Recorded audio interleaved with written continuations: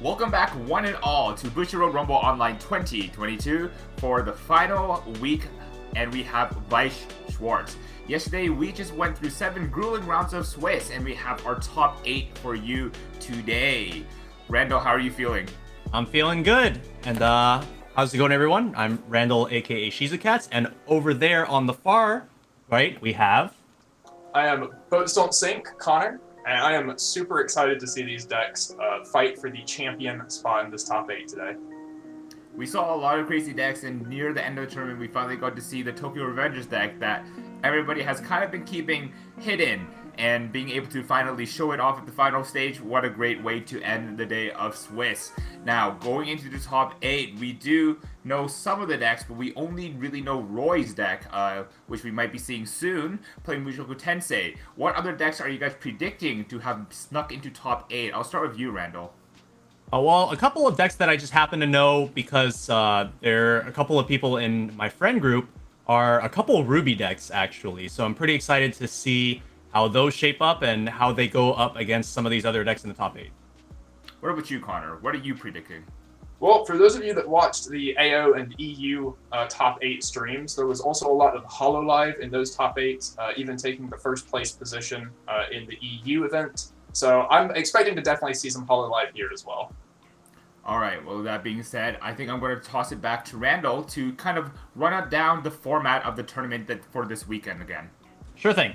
Let's go ahead and take a look at the format table. We already went through all of the games yesterday, obviously, but today is going to be the top 8. So yesterday we had these 7 rounds of Swiss, and today we're going to have those top 8 single elimination bracket matches, ultimately coming to one winner. And as for the time throughout the day, we're going to be getting started with the matches very, very soon. Pretty much starting our matches the same time that they started yesterday, although as far as the stream goes, we did start the coverage an hour later or a round later than the actual start of the tournament. Now let's move it over to Connor to talk about the prizes that our top 8 players are going to be competing for today. Absolutely. Everyone here looking forward to winning those great Attack on Titan final season English original prizes. First place, fighting for 4 copies of this exclusive Climax promo with the congratulations stamp, along with a booster box. Second place for 2 copies. Third for 1 copy.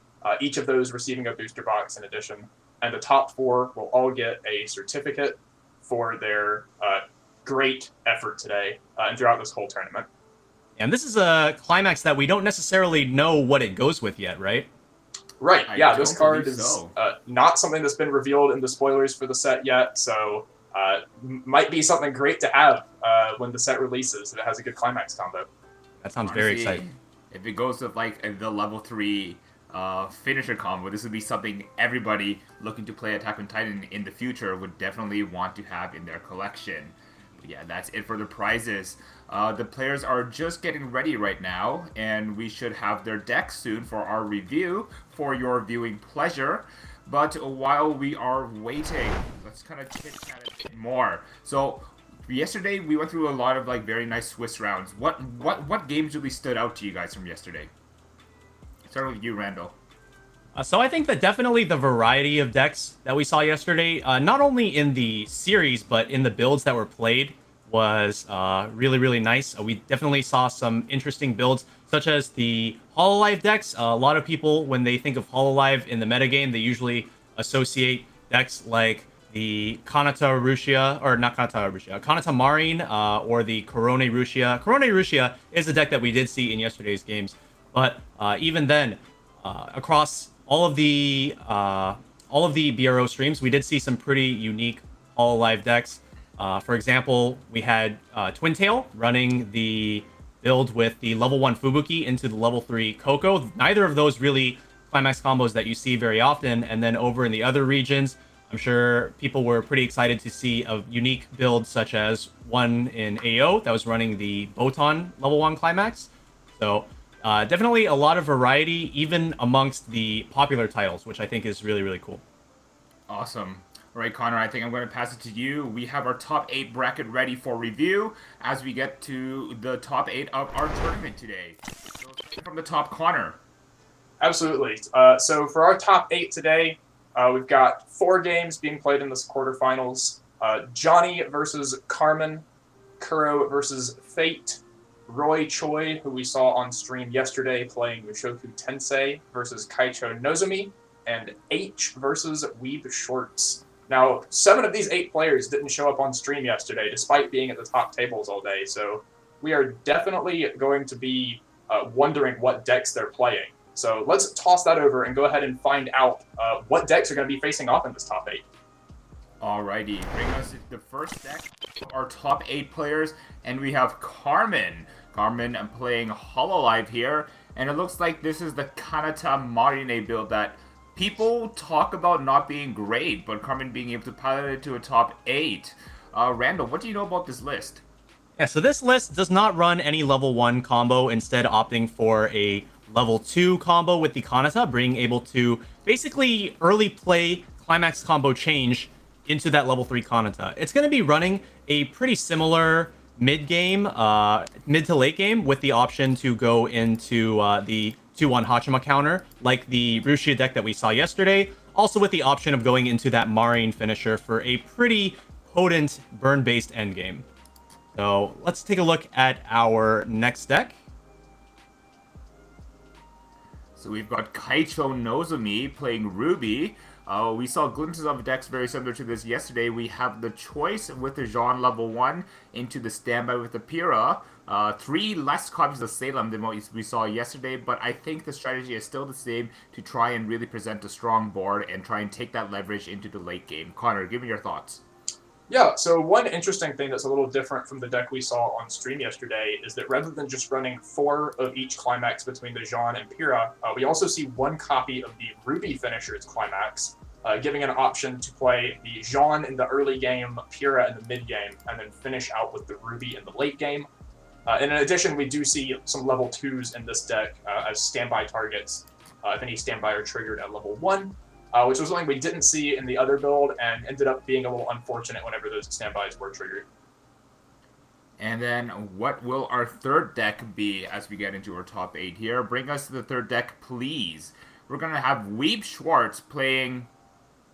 This looks like the exact same deck, possibly. We need the third deck. This is the first deck. It looks card for card. Just production, third deck.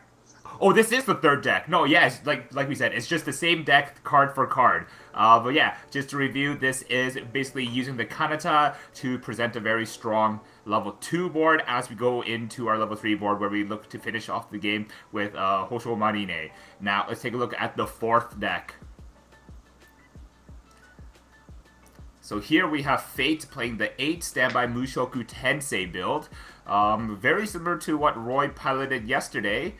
Just a bit less shiny, but nonetheless still a very strong deck regardless. Randall, what are your thoughts on this one? I think that as far as Mushoku Tensei 8 standby builds go, most of the variation is probably going to actually be seen in the level 3 line. We have a lot of different options that we could play there, such as the level 3 Roxy from the trial deck, or the 3-2 Paul, or the stock swap. This deck actually, interestingly, decided to go with only 3 copies of the Ghislaine level 3 finisher, which is, I think, quite unique. Instead, investing more slots elsewhere for cards such as the 1-1 Rudius Stock Bomb, which is definitely not a card that we normally see in the 8 standby variants. Yeah, this deck is definitely cut down on its level 3 line a bit for those utility options. Trying to play against the meta, I suppose, with Rudius stock, the stock removal answering things like Kanata and Rusha, but also the 1-1 Ghislaine that we see here as an answer potentially to Danmachi. Can't be reversed by cost 0s, I believe. All right. Well, speaking of Danmachi, we have a glimpse at the next deck. So bring us deck number 5, please. So we have Kuro playing Danmachi here, just like Connor had just kind of predicted a bit. I'm a bit fairly new to Danmachi, so if I could have Rando trying to walk me through what this deck tries to do. Sure. So Danmachi is basically a 12 event deck, utilizing those events to grab the cards you need. It's notable for being a standby killer due to cards such as the level 1 Bell combo that can get obnoxiously huge on the offense due to gaining extra power for every firebolt in your waiting room. And we have the level 0 Hestia that can help dig for those events, as well as lock your opponent's characters to specific slots on the board. So, for example, cards that were standbyed out to the back row, you get to make them stay in the back row and not provide any help with the offense during the opponent's next turn. Apart from that, it plays a pretty standard game plan, I would say. All right, let's go ahead and take a look at the 6th deck as we are nearing our top 8 deck review. We're going to be able to see H play Ruby, looking very similar to the prior Ruby deck, also playing on that Jean level 1 combo, and it looks like a 2-2 split on the Pyrrha and the Ruby finisher standby combo. Connor, I'm going to pass this one back to you again. I do see a yellow level 0 that wasn't present in the other deck that I wonder if will come up huge here. Yeah, so as we saw with the other deck, it is opting to play all 3 climax combos to have something strong to do at every level of the game. But the rest of the cards in this deck are a bit different. As you were saying, these yellow level 0s, we do have the Wukong that's going to provide a lot of card advantage at level 0, but also the Neon Cat. On play, if your opponent has 1 or less center stage characters, you can bottom deck the one that they have, which is going to be really strong against decks like Mushoku Tensei that are opening with their Rudius runner, or Hololive opening with the Aqua 3500 in middle. Sending it to bottom of deck means they're not going to get card advantage off of it. Very good analysis. Hopefully H is going to be able to show off what Neon Cat will be able to do. Let's go ahead and take a look at deck number 7. We have the one, the only, the boy, the Roy, the Choi, playing Mushoku Tensei, 8 standby, very blinged out, and we did see Roy manage to pilot it to sufficient, I will say, in quotation marks, skill, as it was mostly just turning cards sideways yesterday against Dan's dual lane Tokyo Revenger deck, but all in all, the deck looks to use the 1-1 Eris combo to be able to mill out in the early game and grind their way into the late game with the 3-2 Ghislaine. Yeah, and this particular build, compared to the one that we saw previously, this one definitely has a much more fleshed out level 3 line with cards like Paul, Rudius early play, Stock Swap, and Eris early play. They've got the works. So this one definitely looking to focus more on that level 2 game, being able to spec into various options with the standby, as opposed to the build we saw earlier where it was significantly more teched out towards the early game. Definitely a good analysis there. Now let's take a look at the 8th and final deck of your top 8 contestants for today's top 8 cut in Weiss Schwarz. Sorry, we needed the 8th deck, not the 1st. Oh, no, not the 3rd. No, the 8th deck. Yeah, the 8th. Oh, this is the 8th deck. It's the same one again. Okay. So this list is actually not exactly the same. We are seeing a few more unique options coming out of this deck, such as the level 3 Botan. It has the same central idea where you want to be getting out that Kanata in the mid game, going into the Marine, or potentially playing a defensive game with the Hachima counter. But we do have a few other spicy options in this list that were not present in the other ones. But yeah, overall, same overall idea. Yep, and this was our undefeated player from Swiss yesterday, so we'll have to see if those options, they obviously paid off in Swiss. We'll have to see if they pay off once again in top 8. All right, and that's enough from us talking the talk. I know you guys want to see the players walk the walk, so let's go ahead and get ready to rumble in the quarterfinals of Bushiroad Rumble Online 2022 for the Weiss Schwarz format. Let's go. All right, so we have Kaito Nozomi and Roy Choi as our game for top 8. This is going to be Ruby versus the Mushoku Tensei deck that we saw yesterday. Randall, what do you think this matchup has ready for us here? I definitely think that this matchup is going to be very wild for the level 1 game, depending on who gets to go first. Because obviously with that John level 1 combo, you do need to be getting those reverses. Even though you can assign the reverses to a single lane, the fact that Mushoku Tensei has the ability to potentially create an extremely strong board at level 1, if they're able to hit level 1 first, could be problematic for that John. So it's going to be kind of a toss-up as to who's going to get the advantage going into that early game. Yep, and we do see, unfortunately, this Weiss, not something that's probably going to live on stage coming out early. What do you think the thought process behind playing the Weiss instead of Neptune is here? I feel like with the Mushoku Tensei's level 0 game, including the Ruijerd into the potential Rudius PR combination, maybe not putting your 4K beater in the front row right off the bat is the best idea, as it could just get pretty easily removed. So instead, putting that level 0 Weiss in the front row instead, just as kind of a like dummy option for for Roy to run over, and then he can retaliate with the Neptune in the back row once the next turn comes. I do want to give a big shout out that Kaicho Nozomi being able to go first and deciding where the first battle of the game will be, being in the center, makes it harder for Roy to be able to put the Rudius runner anywhere but the center. Something will have to go there to kind of contest the Weiss, and then the Rudius has nowhere to run to. All right, so we are seeing two of Kaicho Nozomi's level 0 Wukongs getting sent to his clock. That is a very, very powerful option for Ruby's early game, being able to grab you potentially 2 cards while simultaneously being a 4K beater on the turn he's played, as long as you have another Remnant character on stage. So very similar plussing profile to Aqua from Hololive, and he does actually have another copy of the Wukong ready to go, so we're going to see if he can get any plussing out of that. Following up with the level 0 Zwei. Zwei has the on-play ability where you must mill 2, and then if you mill a climax within those 2 cards, you can discard a card and search your deck for a character for free. Going to be grabbing a copy of that level 1 John, and then potentially also utilizing that drop salvage ability that Zwei also has. Very, very powerful double utility card, where he can now also choose to access the waiting room if he wants. Yep, and it is interesting to note he discarded a climax there to get that search, meaning we know he probably already has another choice climax in hand. Hopefully not out all of his climaxes this early, but we'll have to see how many he's able to do and how long he plans on resolving John here. And speaking on the topic of resolving John, based on what we see in the clock states as well as the attacks that Kaicho Nozomi might bring, it looks like Roy might be the first one to hit level 1. And Roy playing a deck that is very board-oriented with the very strong 1/1s.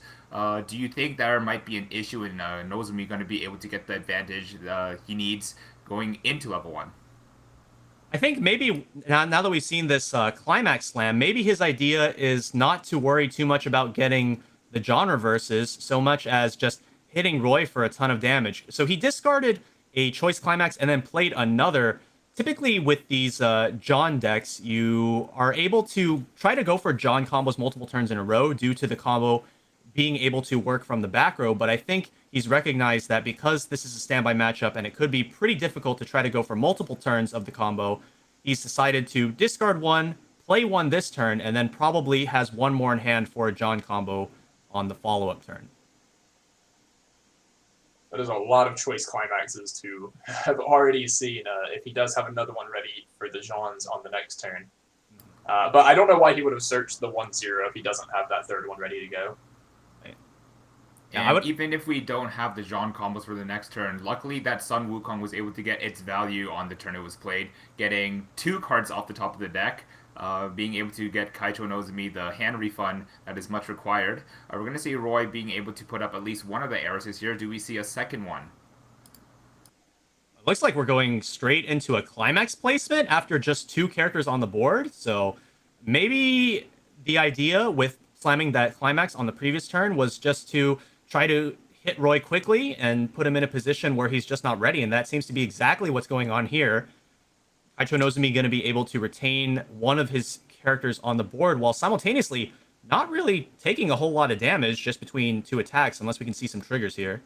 Yeah, we did see Roy field that Lilia in the center stage to attack with turn 1, kind of already signaling that he didn't have many good level 0s in his hand to attack with. And you know, I think Kaicho Nozomi saw that and just went for getting rid of them as quickly as possible. Roy just wanting that stock to build a hard play any level 1s as soon as he got there.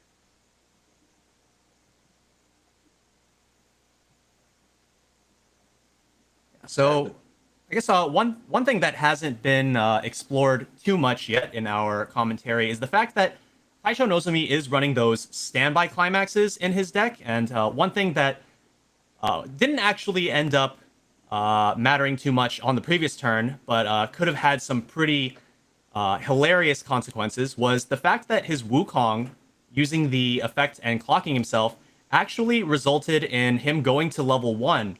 And so if he had triggered a standby after using Wukong's effect, he would have been able to immediately bring out some level 2s onto the board.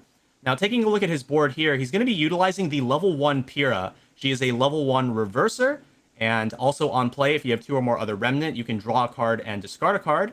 And she is an absolutely perfect pairing with John, just as, you know, they are in the actual show, where John can give another character on reverse search, and he's going to be giving it to the Pyrrha, who's going to be able to guarantee that search using her effect in order to reverse that Eris and just wipe her straight off the board. And something additionally that she's able to do, different from the list that we saw on stream yesterday, when she goes to the waiting room, she's able to send the level 0 Pyrrha from waiting room to memory, and that's going to be the requirement for the level 3 Ruby's Climax combo as the finisher in this deck. So sort of tripling up on hand fix and being able to guarantee Jean combo and going ahead and setting up for that Ruby combo in the late game. Really just a huge role player in this deck build. So we are seeing here Roy going to level 2. Typically, going to level 2 this early, not the greatest thing, but in my personal opinion, when it comes to specifically standby decks, sometimes going to that early level 2 can sometimes be a benefit, as it unlocks an entire level's worth of standby targets.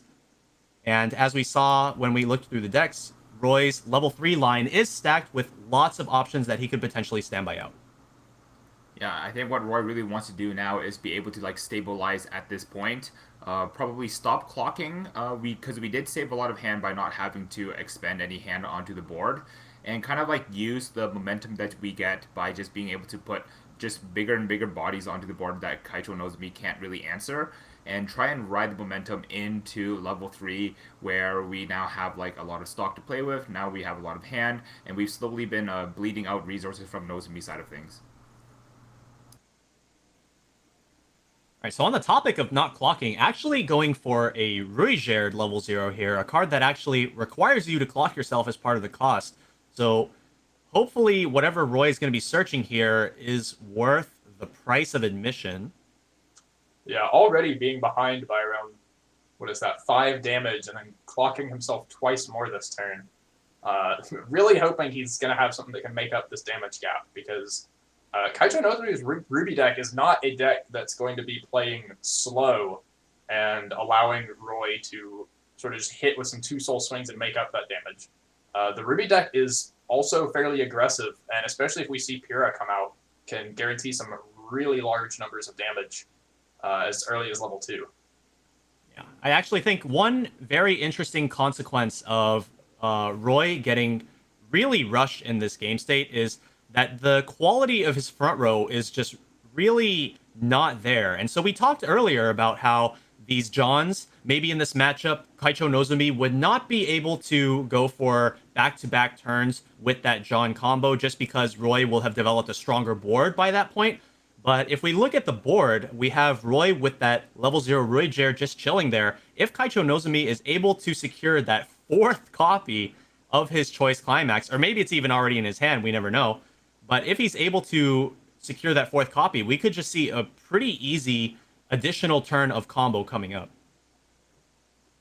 So Roy does have the Eris climax again, which I believe means his 3 attacks will put him exactly into a refresh, which is really what he wanted here, because if Roy accidentally hits Kaicho Nozomi to level 2 and that Pyrrha comes out and can shuffle 5 cards back, if Roy ends with 1 card in deck here, he's pretty much done for, because that's going to be a clean 5 damage going straight in. So the 3-2 Pyrrha in question being one of the 2 standby climaxes in Kaicho Nozomi's list, as he is running that 3-1 split. So Pyrrha has the ability where when she's brought out by the standby climax during your climax phase, you can pay 2 stock, she stands herself, and then additionally, for each remnant character you have on stage, you can shuffle back a character from your opponent's waiting room into their deck. And I think Roy, recognizing that potential threat, gonna be looking to refresh this turn. Unfortunately, it does force that climax that he has in play to not go back in with the refresh, but I think that's a small price to pay in exchange for not taking literally 6 free damage in the upcoming turn. Yeah, and now we'll have to see if there are any standby climaxes left in Roy's deck here. He did take a lot of damage early, and he's played a few, but I don't know that we've really seen so many. They either have to be in his hand or his deck, I believe, at this point. So this could be a chance for him to establish some really strong level 3s like Paul on the stage and maybe try to catch up in damage that way.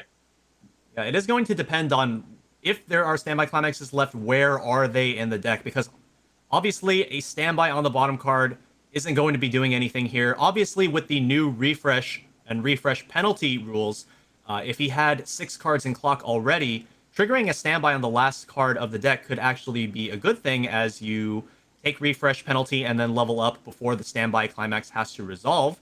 But with only 3 cards in his clock currently, that is not going to be the case, and a standby on the bottom is just going to end up being completely wasted. Oh, commentator's curse. It had to be there. It just had to. You hate to see it. Don't see any value out of that. Roy refreshing, if I had to guess, probably only 5 climaxes here. I'm assuming he has another one in hand even. The ones that we know are missing from this refresh are the one that was just triggered, which was the Ghislaine climax, and the Eris one that he played. Mm-hmm. Right. I think it's kind of a sticky situation. We might be like climax flooded in hand, where because we've seen that Roy had to like almost play a climax every turn. Definitely also saw clocking a climax to play a climax on the same turn as well. So we might see a set of chained standbys as we keep leveling up and up. Unfortunately, there are no level 4s to be able to be played with a standby once Roy hits level 3. So definitely need those climaxes in the current deck right now to put in a lot of work. Hopefully, being able to push out the Roxy in the back row will be able to make the Eris and the Ghislaine at least hard to climb over, in which case Roy can kind of stabilize on those, but still left to see. It's also worth noting Roy using that Ruijerd level 0 to run over a lane instead of maybe try to crash or tie somewhere, giving a free target for these Jean combos to resolve on if Kaicho Nozomi is able to get the climax again, since we do still have that one Jean surviving in the backstage here. So in order for the Ruijerd to crash, it would have had to attack into the level 0 Neptune, which is the only character that could be crashed into, Neptune being 4K, as long as he has a marker. Kaicho Nozomi is going to be refreshing here, I believe, with 6? 6. I believe the Ruby standby is still in stock. And luckily on Roy Choi's side of things, that probably would be the 4th and final choice that is going to get milled out on the Brainstorm. So don't really have to worry about the John for another turn unless we have a way of like hard drawing into it. Still left to see. I've definitely seen crazier things happen, and right now we're in the top 8, so this is the best time to see said things happen. All right, so taking a quick look at Kaicho Nozomi's clock, we just talked about a 6 cards in clock versus refresh interaction, and that's exactly where we're going to see here. Kaicho Nozomi is actually going to take the refresh point in the middle of this Brainstorm resolution, causing him to level up. And this is going to add an additional 6 cards to the pool of cards that he could potentially pick up off of this Nora Brainstorm that he's currently using. Really, really nice interaction there. And a neat benefit to come out of the refresh rule changes. Yep, and also we see a Pura level 3, I believe, in waiting room, ready for whenever he decides to go for that combo, if we see it. Mm-hmm. He's going to be picking up that Zwei. That was a card that was not already available in the cards that were sent to the waiting room off the Brainstorm. That is one that was picked up from the clock, essentially. Very curious what the goal this turn is going to be. I think the Ghislaine 2/2 is out of range for most of his cards to reverse. But the Eris is probably not. Eris, I think, is maybe within that 2/2 Yang's power range. We have the John being able to give a 2k buff on attack, and so that would allow the Yang, which is normally 10k if I remember correctly, to be able to beat over that Ghislaine, which is currently sitting at 11. That is true. That 2,000 power pump can make quite the difference here. Oh, we see another Jean as well. Definitely looking to try and wipe the board here, and Nora does have that snowball effect that we had talked about yesterday.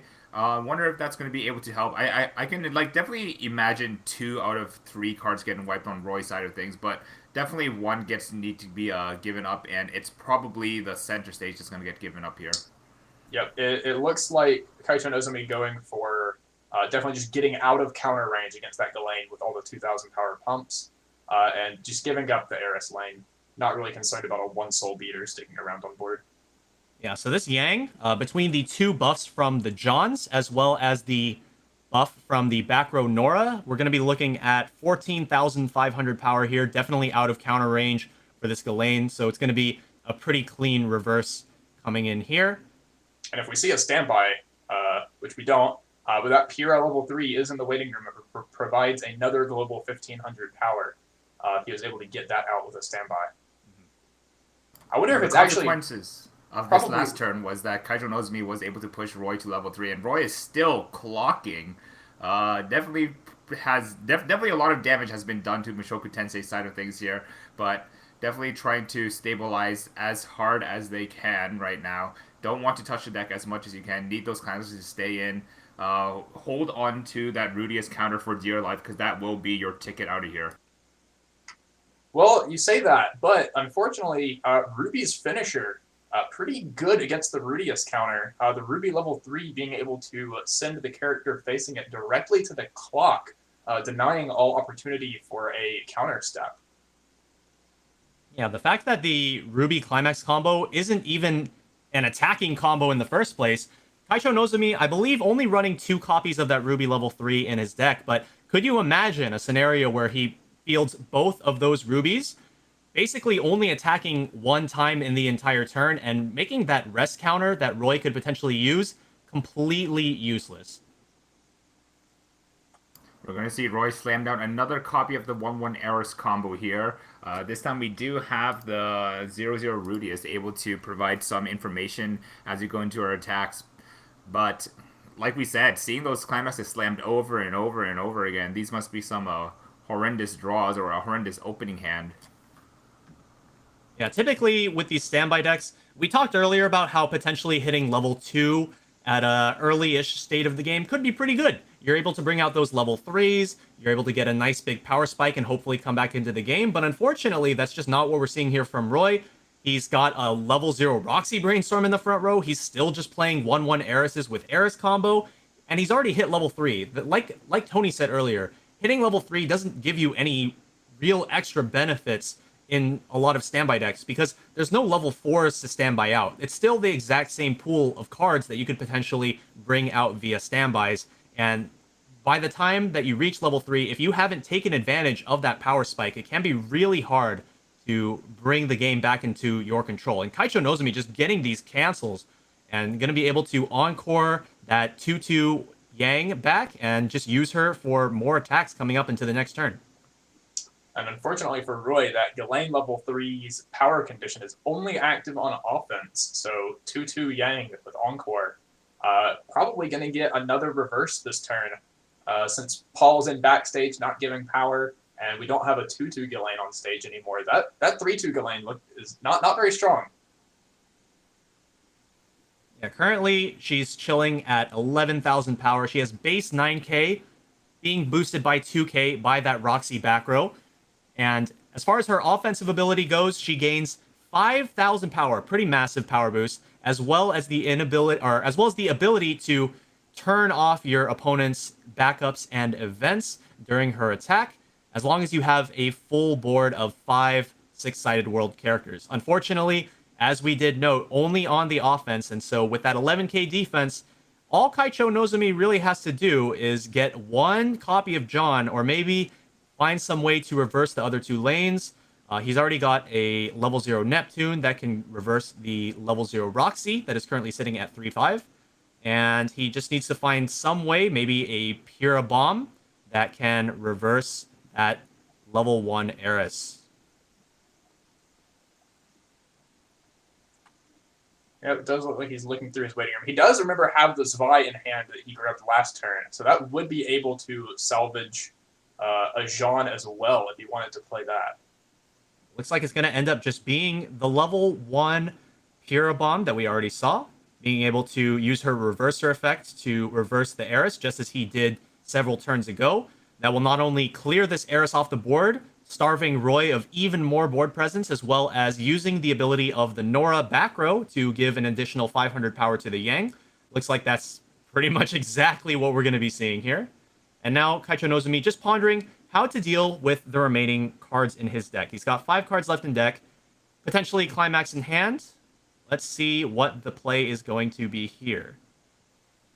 Is that a Pura Climax, perhaps? Looks like we might be seeing the Pura combo come out here. Definitely motioning for it, leaving something in the open middle here as well. But and that 1500 power is also going to get the Yang over Galen, much over, yeah. 15 will definitely help. And then we've got the base power as well. Then we've got the Nora being able to start punishing things if you go into order of like attacking with the Pura and then the Pura reverser. That Yang should be able to climb over that Galen quite easily. So we're just going to need to wait patiently and see what the play is going to be here. Obviously, when we're at this late stage of the game, really want to just calculate your plays carefully and make sure that you're going for the right play. Now, on Roy's side, typically at this stage of the game, Roy would want to be trying to threaten usage of that 2-1 Rudius rest counter. However, in this position, with only 5 stock and that Rudius counter costing 5 stock, it would cost all of his resources moving forward to try to utilize that card. Yeah, definitely not the best thing in the world here if he has to use it. Wow. Maybe he just didn't have the standby for Pyrrha then, and he was trying to decide what to do with those climaxes in his deck. Turns out playing that Zwei was the perfect move, being able to take 2 climaxes out of the deck, being able to get those back in with the refresh. Now the thing is that the Zwei can also utilize both of these effects if he wants, having milled a climax. If Kaicho Nozumi wants, he can discard a card to search his deck for a remnant character, or he can use the drop salvage ability, also simultaneously giving a 1k power pump to the Yang, possibly. Looks like that's exactly what he's going to do here. Using that drop salvage, pay 1, discard 1, grab a character, remnant character from the waiting room, add it to your hand. Going to be getting the level 0 John. Maybe, wow. maybe he wants even more power. Even more power! All right. Kaicho Nozumi definitely looking to completely wipe the board here. Does not want Roy to get any semblance of any foothold into this game. Turn after turn, despite playing that standby board, all of the power pumps that we see from the Jean is coming up huge in this matchup. And then Pyrrha being a level 1 reverser as well against the 1-1 Eris, which needs a stock investment that doesn't have hand on core. That's a lot of stock that we've seen Roy have to put into the 1-1 Eris to even like try and develop some sort of like gameplay. Now, so go ahead. Did he give the search effect to the Pyrrha or the Yang? He gave it to the Pyrrha. So okay, I do like that. So what the plan is here is looking to be to attack with Yang second. She is at, let's see, 10k, 11k, 12k, 14.5, I believe. And that is going to be an easy reverse on this level 3 Galen. And then with the Pyrrha attacking last here, going to be able to get the reverse on the third attack after refreshing. Looks like 1, 2, 3, 4, 5, 6 climaxes. I think he still has that Ruby still missing that Ruby standby in his hand. And going to be able to get a search here with a newly refreshed deck. He has an entire deck's worth of options. He is looking to be in a really good position. He's got Roy on the ropes. He's been killing his board turn after turn. He's got plenty of stock. We know he has that Ruby standby in his hand to potentially play around Roy's defensive late game option in the Rudius counter. And really all that's left to be seen is if he has the Ruby level 3s as well to get the job done. But that being said, doesn't have the Pyrrha in memory, I believe, to actually... He does not. So I don't know that the Ruby combo is gonna see much play in this game, but I do also like splitting the Yang having the power against the Galen, and the search effect on the Pyrrha means that rest counter can't stop both of them, right. No matter how he does it. And using 5 stock to not save the Galen is just never worth it. Just going to be another board wipe on Roy's end. So yeah, now that Kaicho Nozumi still does not have the level 0 Pyrrha in memory, there could definitely be an opportunity for Roy to be able to make use of that Rudius counter, but not being able to build up the stock, not being able to build up the hand with having the board live turn after turn, it's definitely going to put a damper on the resources required for a defensive play such as that. So the card that was just added to Kaicho Nozumi's hand off of that John combo was the level 3 James Ironwood. He has the on-play ability that allows you to bounce one of the opponent's characters back to the hand. Now, Roy on 5 stock currently, we really have to think about how much offensive pressure he can actually put here and how much stock he's willing to pay, because the moment he plays a second level 3, that means that the option to use rest counter is basically out the window, as he will go down to 1 stock by playing that other level 3, unless it is the Rudius early play healer, which is a heal to stock. And then he wouldn't have enough stock on the next turn to utilize the rest counter. So it looks like the play here for Roy is to push up the 3-2 Roxy from the back row to the front row and really leverage its level here to prevent the opponent from doing any cheeky side attack action and try to play around the rest counter.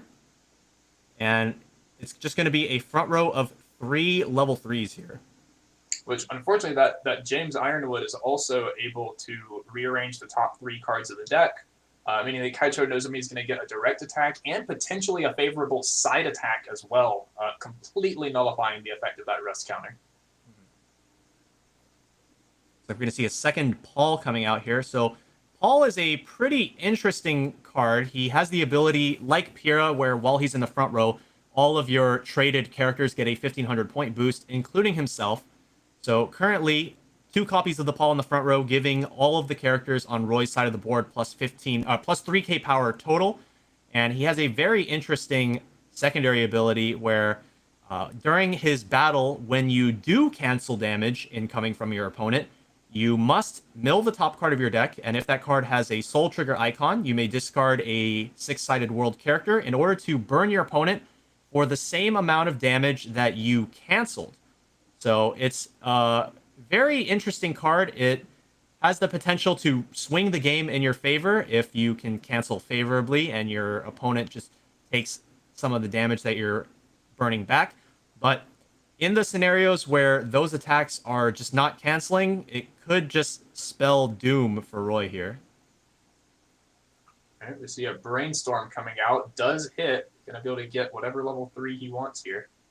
All right, so I think the level 3 to go for here is definitely that level 3 Nora. Yeah, Connor and I were thinking the exact same thing. Nora has the ability where on the turn she's placed on stage from your hand, until the end of the opponent's next turn, she gains 4,500 power and an ability where during her battle, neither player can use character backups. So between the James Ironwood and the 3-2 Nora, those would be the perfect combination of cards to just completely play around any potential rest counters. You would be able to bounce back one of those copies of the level 3 Paul to hand, but instead going for the 3-2 Salem. So she has an on-play ability where you can pay 1 stock and choose one of 2 abilities. You can either stock swap your opponent, or you can force your opponent to mill the bottom 5 cards of their deck, and then count the number of climaxes within those milled cards and deal X damage to your opponent, where X is the number of climaxes that were milled, and it looked like there were 2 climaxes left in there. Yep, so knowing that very small deck had some climaxes almost guaranteed to hit them with Salem, getting the burn damage and the refresh point here as well. If you're able to put Roy to like 3-6 here, that James Ironwood rearranging the top, if you can get some side attacks for like 1 damage, might actually just be a really good way to end the game here. I think Roy's already at 3-4, right? 3-4. So I believe he was 3-5 and healed down to 3-4 last turn. Or so that makes this burn just lethal then. Lethal if it sticks, indeed. So we'll see the we're refresh gonna point see first. the refresh damage first, yep. And then the faded card right after 1. 2, and that's gonna be it. That is it. Wow, Kaicho Nozumi really showing us the strength of the choice standby Ruby deck here. Able to keep up high power lines utilizing the Jean and standby targets. Lots of power pump on already high power cards to beat over other standby decks. while also just providing a lot of aggression through those choice triggers, giving soul to the entire board every turn. Yeah, like definitely seeing a lot of aggression from Kaicho's side of things. Getting that 1k1 slam at turns at level 0 and being able to push Roy into an uncomfortable position where Roy's hand was maybe not as developed as he had wished. We saw it turn after turn after turn, slamming a standby, slamming a standby, slamming a standby. Not very many great attackers to play as well. And Kaicho Nozumi really took that to their advantage and just definitely punished Roy for the unfortunate opening hand. Yeah, I think one card of note that I think maybe Roy would have liked to see from that position of the game, but actually was not being run in his list at all, was the level 1 Amulet of Magurdia. That is a card that we often see pop up in these 8 standby lists for players that spec into a little bit of blue. It's a way to costlessly tutor specific cards from your deck. And in this case, Roy's deck did have a costless way to tutor, but it ended up only being the Rui Jared, a card that Mushoku Tensei decks typically run anyways, but instead of just being able to play this event and search your deck for a specific card you need, it did actually force him to hit himself for damage, which was not exactly favorable when the position was already in the way that it was. Yeah, I felt that like it was very in Roy's best interest to try and stop clocking self. Like once we saw our damage deficit, but like if your hand is just filled with climaxes, your hand only has standbys, you do need to be able to find some attackers. You do have to clock, and unfortunately, clock drawing 2, then using Rugier to clock draw 2. There was a lot of self-damage done that turn, self-damage done over the game, which unfortunately couldn't be circumvented. The only other way I could kind of imagine is that like using the Roxy Brainstorm to try and like sack some advantage out, but like when you're looking at a grip full of climaxes, the Brainstorm is not very likely to hit. So kind of damned if you do, damned if you don't situation. Yeah, I think that definitely when you're in that position where you just have all these standby climaxes in your hand and then like even a Brainstorm isn't able to help you, the thing that you really want is to be able to utilize the standbys in your hand turn after turn and then try to build up the advantage just by holding onto the board each turn. But Kaicho Nozumi, definitely in that game, he was just like, not going to let that happen. We're going to bring out the 1-0 Piras. We're going to bring out these really high power characters with the Johns getting those 2k buffs. And we're not going to let you hold anything through each of these turns. And you're going to have to rebuild from 0 every single turn. And that was just not something that Roy was able to do. All right. And we also saw the big downside, the thing a lot of people notice about Mushoku Tensei's standby targets compared to most other decks is the lack of Encore on most of them. Only playing the Eris 2-2 that has Encore. Almost everything else has no way to stick around if it gets reversed on stage. Yeah, absolutely.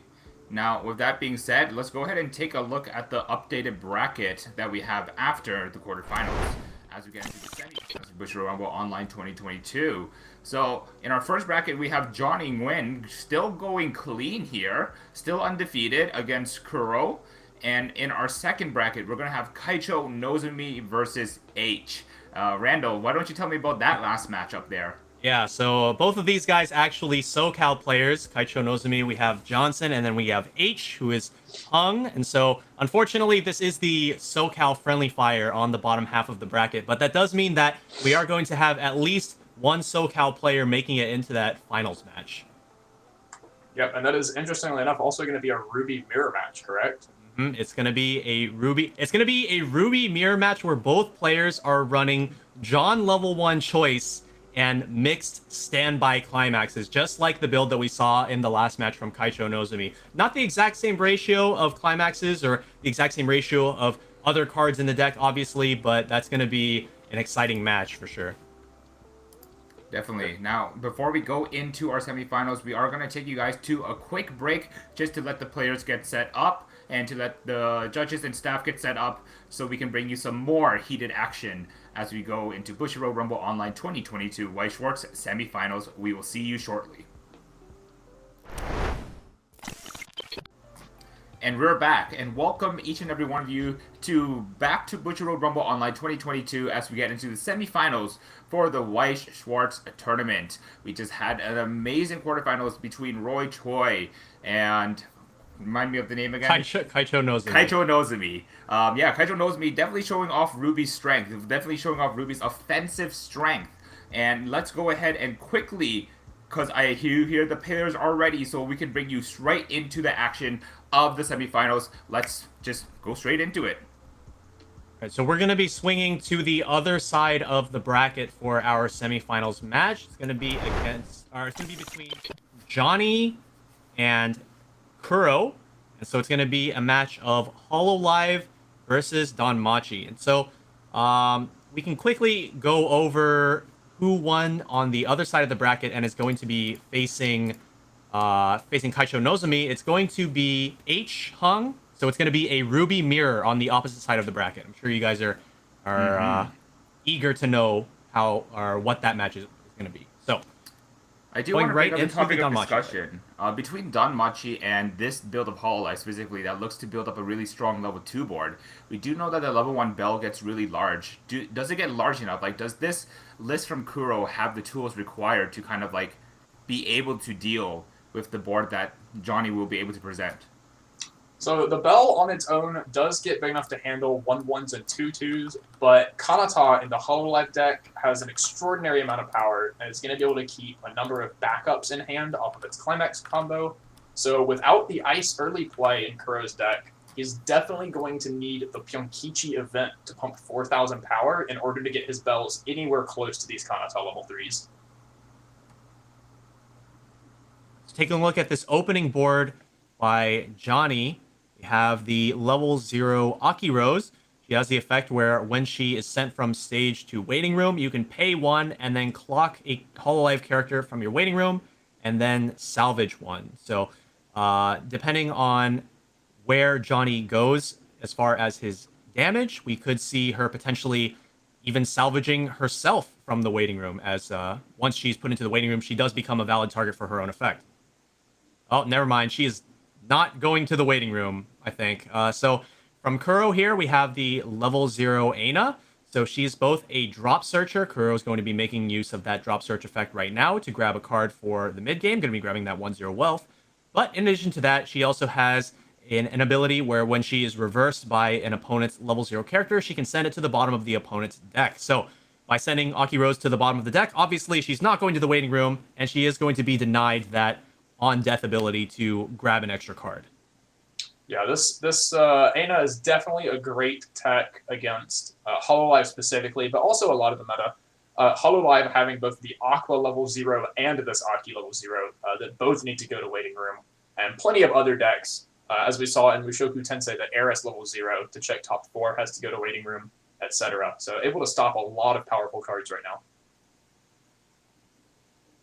So going into this attack phase, we are going to see the Aina here using her effect. Aki Rose, to the bottom you go. As for the other two lanes on Kuro's side, we do have Kuro attacking with a Brainstorm. Typically, attacking with a Brainstorm, not really something that you're looking to do, as obviously Brainstorm is a really nice back row profile. But the other card present in Kuro's front row is the level 0 Bell. He has the effect where at the start of the opponent's attack phase, you can pay 1, put the top card of your deck into your clock, and bounce himself as the cost in order to bounce one of your other characters. So this allows you to pay 1, clock 1 in order to +2, because you can use Bell as an attacker and then return him to hand as well as one of your other characters. And similarly to how players like to use clean cuts to attack with utility profiles, this also allows you to attack with utility profiles because you can bounce them back to your hand and reuse them on the next turn. This is honestly one of my favorite profiles that I've seen come out from Danmachi. I know that long time ago, in a set far away called Dog Days in the Japanese side of things, a similar profile exists as well, where you are able to like bounce yourself and another character back to hand, and it's just a really good way of being able to convert back row cards into front row cards and really not lose out on the advantage and the tempo that you need, because you do want to be attacking every turn of the game. Yeah, so one consequence that does come from utilizing that level 0 Bell is that you do open up the potential for your opponent to deal lots and lots of damage to you, because you are opening up 2 of your own lanes on top of dealing 1 damage to yourself. So in this instance, Kuro was able to have a very nice position in damage, having only taken enough damage to bring him to 1-0, locking himself now to 1-1. Now, it does look like he's out quite a few climaxes in the deck, so with 5 in waiting room, now going on 6 with probably a gate climax in his hand as well. So going to be trying to get out of this deck state as soon as possible, probably using these 1-0 bells, using their climax combos to grab Hestia Knives, which is an event counter that allows you to go through up to 4 cards in your deck. So hopefully with these Hestia Knives, that I would assume he's going to be getting off of a combo this turn, he will be able to mill himself out of this deck state where he presumably only has 1 climax remaining in what looks like 11 cards. And if he wants to get through even more of his deck, we do know he searched the Velf 1-0 last turn. It also has an effect to pay 1 and rest itself to check the top X cards of the deck and add a level 1 or higher card, depending on the number of Pyonkichi in the waiting room. If he wants to try to find more cards, such as Pyonkichi, to hold in his hand for later in order to get rid of Kanatas on board, that could be a way to mill through his deck as well. What he has decided to go for here is actually, he just had a Hestia Knife already in his hand. Going to be using it to go through 4 cards in the deck, and then using the level 0 Hestia Brainstorm. Once per turn, when you use an event, you may draw a card, and if you do discard a card, that's going to go through an additional card in the deck. So now he's down to, now he should be down to 6 cards in deck, I believe. Looks like 7 maybe, but yeah, okay. 6 or 7, very small number. Definitely within 1 Hestia Knife's milling after his attack phase. So if he ends up with no climaxes in deck, he doesn't have any guaranteed damage that he'll be taking. It's getting a bit of a glare check here. So the card that is on the top side in Johnny's board is the level 0 Luna. She's a climax swapper with 3k power, and I believe her downside is that she cannot side attack. Correct.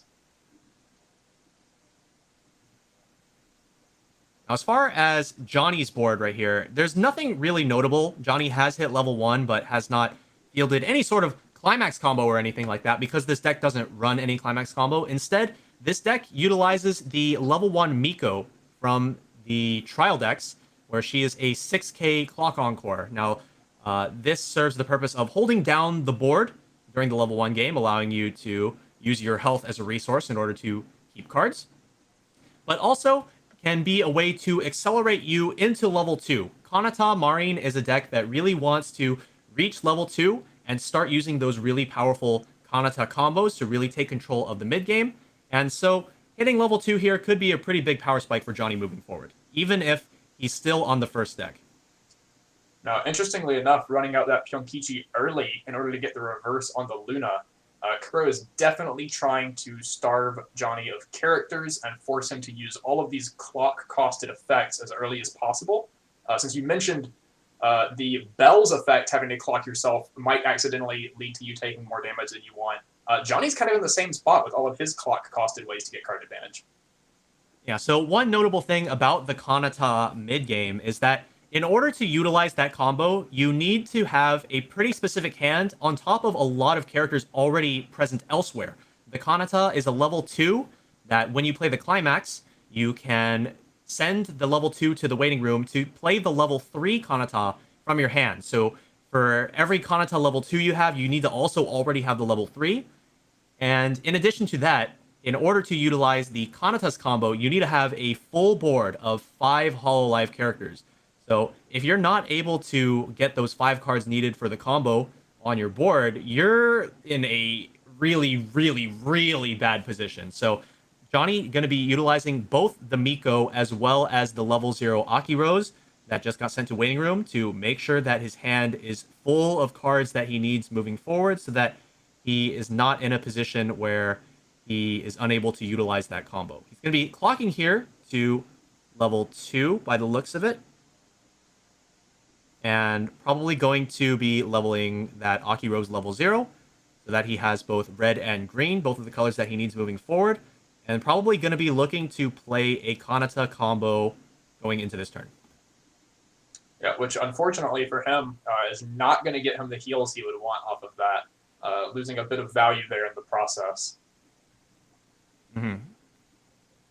The card that we are seeing entering the board now is the level 0 Coco Brainstorm. So similarly to the Rushia build that we saw yesterday, where the Noel Brainstorm gave all copies of that Rushia an additional 1k power anywhere on the board. This Coco does the same thing for the Kanata, which is another parallel between these two builds where they are able to present these really big level 3 threats while still at level 2, backed up by these level 0 brainstorms that are specifically designed to be played alongside them to give them extra power. And then also backing up those really, really big level 3s with some counters in order to make sure that your board is sticking around turn after turn so you can get repeated value. And another parallel being that the Rusha and Kanata package both come from trial decks, definitely upping the level of what people can start the game with for a very affordable entry cost. Both of these decks making it very far in a tournament off of just trial deck-based packages. Yeah, absolutely. And those aren't even the only trial deck cards that we are seeing out of these decks. In fact, I'm pretty sure most of the cards that we can see on the board right now are from trial decks, if I'm not mistaken. I believe the level 0 Aki Rose that is currently chilling in the level zone is from a trial deck. The level 1 Miko that we're seeing the Clock Encore on the board is also from a trial deck. Some very, very powerful trial deck options. So if you are a newer player looking to get into the game, definitely look into these Hololive decks as potential options for starting out. For sure, definitely. And the order here that we saw the backups bring out the level 3s, he actually did one Kanata, then the Climax, and then the second Kanata, meaning that first Kanata he brought out, the one on the bottom side of your screen, should not have the extra soul from the Climax, I believe. The one in the middle doesn't, right?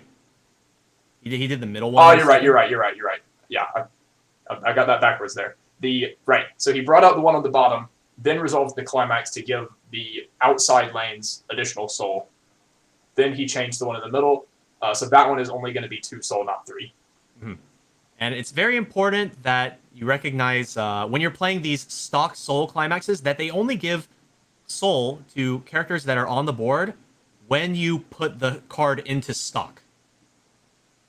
So that is how that works. So the Kanata combo, we're going to see how this works here.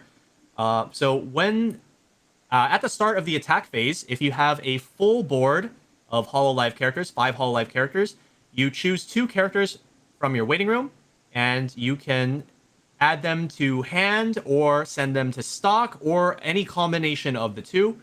Johnny here deciding to go for a quadruple salvage, 2 salvages for each of those Kanatas.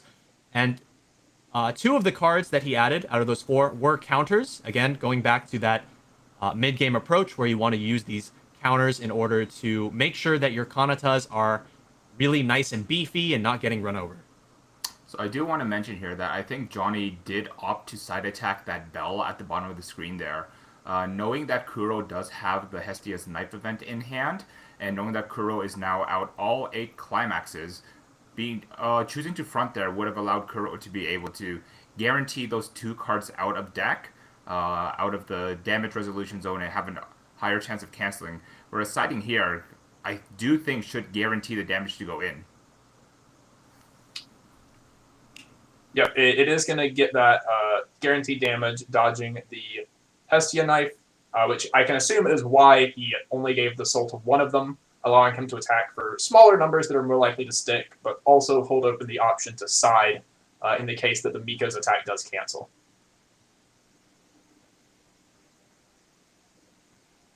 All right, so going into Kuro's level 2 game, there are not really very many options that we can add into the mix at this point. The only real addition to the plays is the level 3 Bell early play, which doesn't really present much of a threat to these Kanatas. That being said, obviously Kuro not at level 2 yet, but looking ahead to the future. So as long as Kuro is still at level 1, really he doesn't have any options that can contest these Kanatas. So they sit at 10,000 base power, being boosted to 11k thanks to the Coco chilling in the back row.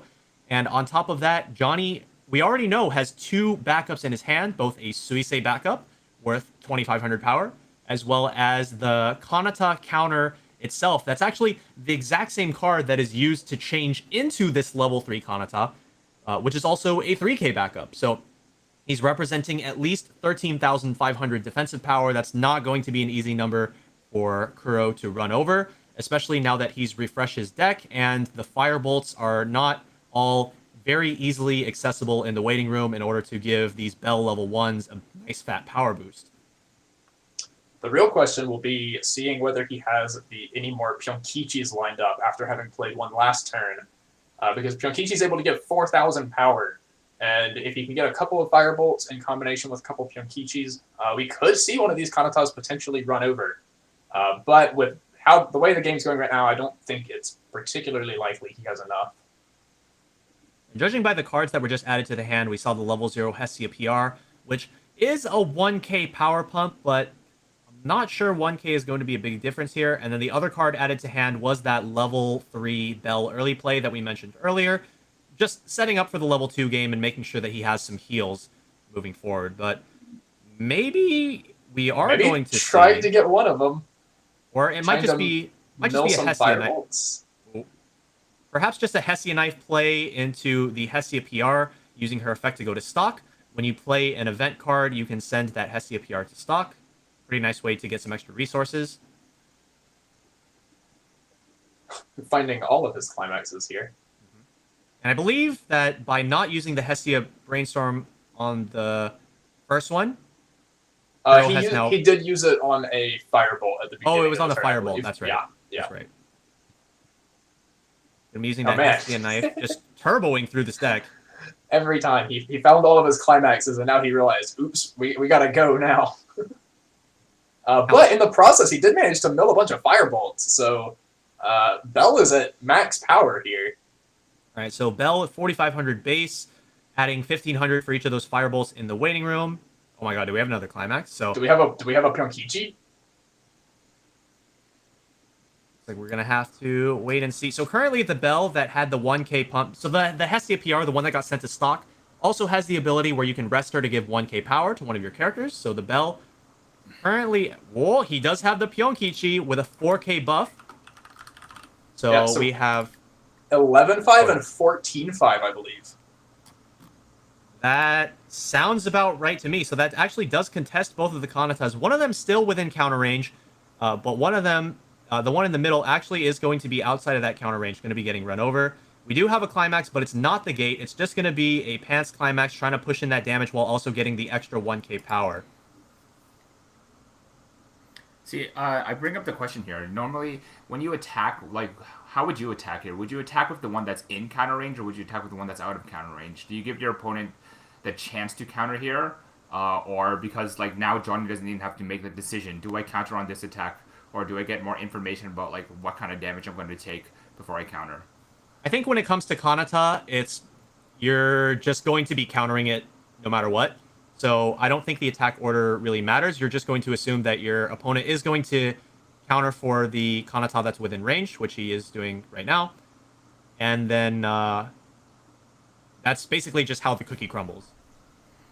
Yeah, I think the only important part here is that if the opponent's close to refresh, you want to force them to use the counter prior to refreshing so that those couple cards shuffle back in and decompress just that little bit more. Speaking of decompress, it looks like Johnny was not going to keep that level 2 clock going into the next deck. Actually does. I think that was perfect.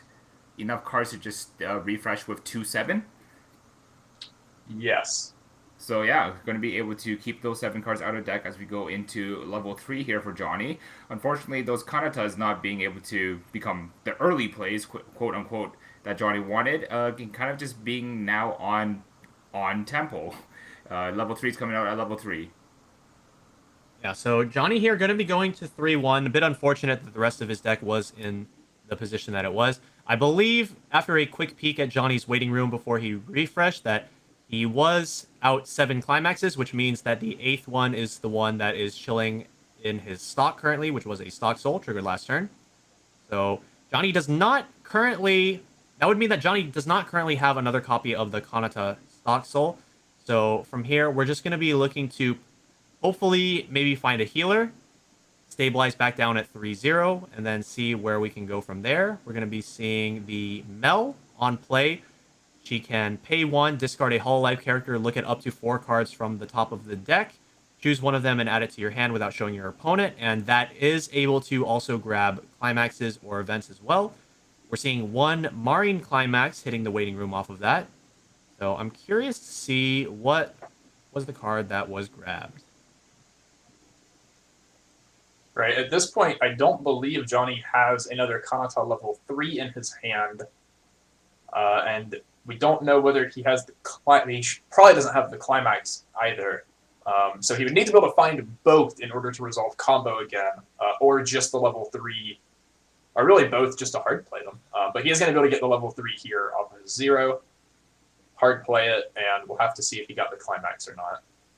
Yeah, so this card that just came into play, at least within the group of players that I associate with, we lovingly call this card the Helmet Kanata for the safety helmet that she has on her head. She's a very powerful card for this Kanata package as well, having an on-play ability where you can discard 1 to bond to the level 3, as well as an additional effect where you can sacrifice her and discard a card from your hand in order to salvage any Hololive character. So she gives you great selectivity and 2 ways to fix your hand, and she's just a very helpful card for the package overall. And is also another card that was introduced in the trial deck alongside all these other great cards that we've been seeing in this deck.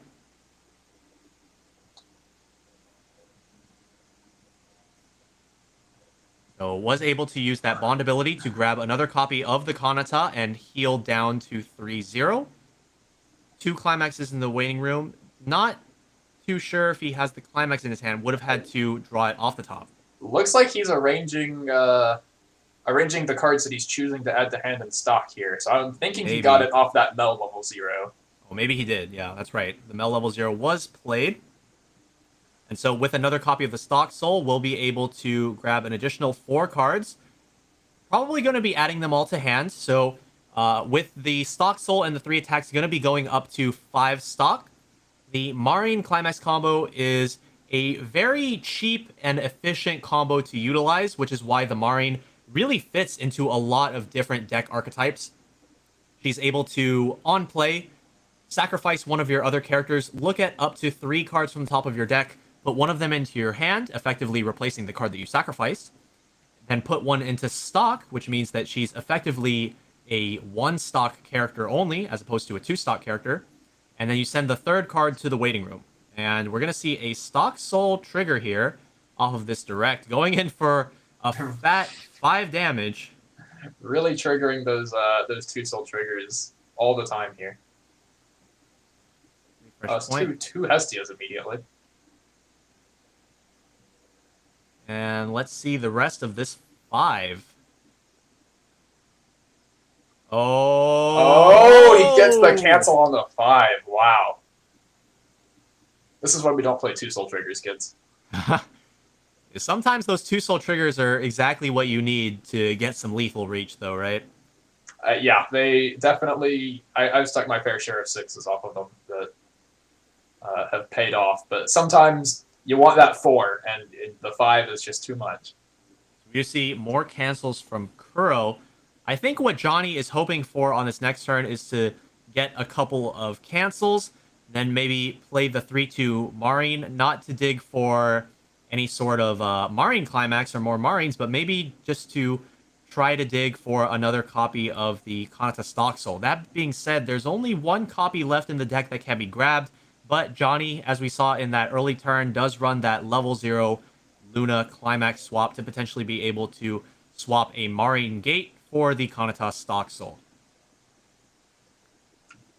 Alright, what are the odds that we're able to see Bell scale over Kanata yet again? Oh, alright, well, yep, there it is. Look at that. That's one good way. Yeah, we can just slam down that Pyonki-chi, gain that extra 45 again, grab another copy of Bell. I do see that our waiting room is already filled quite to the brim with some Firebolto. So that should be able to, if not at least force more counters out of Johnny's hands.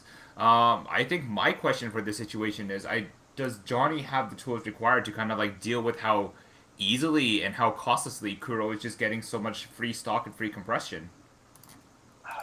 Well, we do know that Johnny plays the stock swap Matsuri, I believe, but with only 5 stock, that's going to cost 3 of it and maybe limit a lot of his other lines of play as well. We are seeing the Bell early play introduced to the board. Let's go ahead and take a quick look at the power lines from the level 1, as that is the main attacking force here. So the one in the middle that does not have the buff from the Pyongkichi with 3 Firebolt boosts, because I believe he had 3 Firebolts in the waiting room, will be going up to only 9k, not enough to scale over that Kanata. 10k with the Climax, still not enough. Meanwhile, the one on the top being boosted by the Pyongkichi is going to be at 4, 5, 8, 5, 9, 5, 14k. So that is actually outside of the counter range for the Kanata. Even with the Kanata counter, only reaching 14k would be enough to tie, but I don't think a tie is what we're looking for here. Bell should be 14-5 as well, right? 14-5, 4? Yeah, plus 6,000, put him at 10-5, and then 14-5 off the Pyongkichi. Were there 4 Firebolts in the waiting room? I saw 3. There were 4 last turn. There might only be 3 now. You might be correct. So with 3, it's 4, 5 plus 1,500 for each Firebolt. So it's 4, 5 again, 9k plus 4k from Pyongkichi, 13, 14k with Climax. Just deciding not to go for a counter here. Just deciding that you're getting over me. I'm not going to try to use this counter to just take you down with me. It's just not worth it. And really good cancel there from that attack for 3. Kuro currently out 4 Climaxes with what looks like 9 cards left in deck. Hopefully Johnny's going to be able to make something out of those 9 cards. Hopefully stick some damage. Probably looking to try to deal around 5 points of damage this turn, I would say. Why stop there? Yeah, I think Johnny definitely needs to start putting on the grinders for Kuro here. Kuro's just kind of been coasting a bit too easily, it seems. I do want to point out that the early play for Danmachi here, Little Rookie Bell, although we don't play Ushiwakamaru, the other card that Bell can use as a marker on attack to gain that extra 1,500, just the fact that we are able to have a marker on it, if we are able to keep it through next refresh, that is a free point of compression to consider as well. Yeah, indeed. Little Rookie Bell on attack being able to marker up to 2 specific events, one Hestia Knife and one Ushiwakamaru. These decks typically do not run the Ushiwakamaru event. I believe it is the draw 1 card event, right? Yeah, it just draws a card. Yeah, so these Little Rookie Bells typically are capping out at 9,000 power, being 7,500 base, and going up to 9k with 1 marker. So not the biggest card, but introducing a healer into the mix that can be played at level 2 can be quite helpful to make sure that you're not just getting nuked from level 2 to dead. Oh, we see a Marine come out. We do Looks see like the a Marine Climax. Opting to take the Climax to hand. So it looks like he's not going for another Kanata combo this turn. Unless he added that so that he could Climax swap it. That could be the thought there. Yeah. Since we know he has a backup in hand still, right? So he could sack the level 0 to get another level 3, Climax swap, play the backup, and get double Kanata combo again this turn if he wanted. I think maybe Helmet Kanata is being sacked here to get the Luna Climax swap, actually. Maybe already having a level 3. Level 3 in hand. Oh, we see a Brainstorm. Oh. There's Kanata.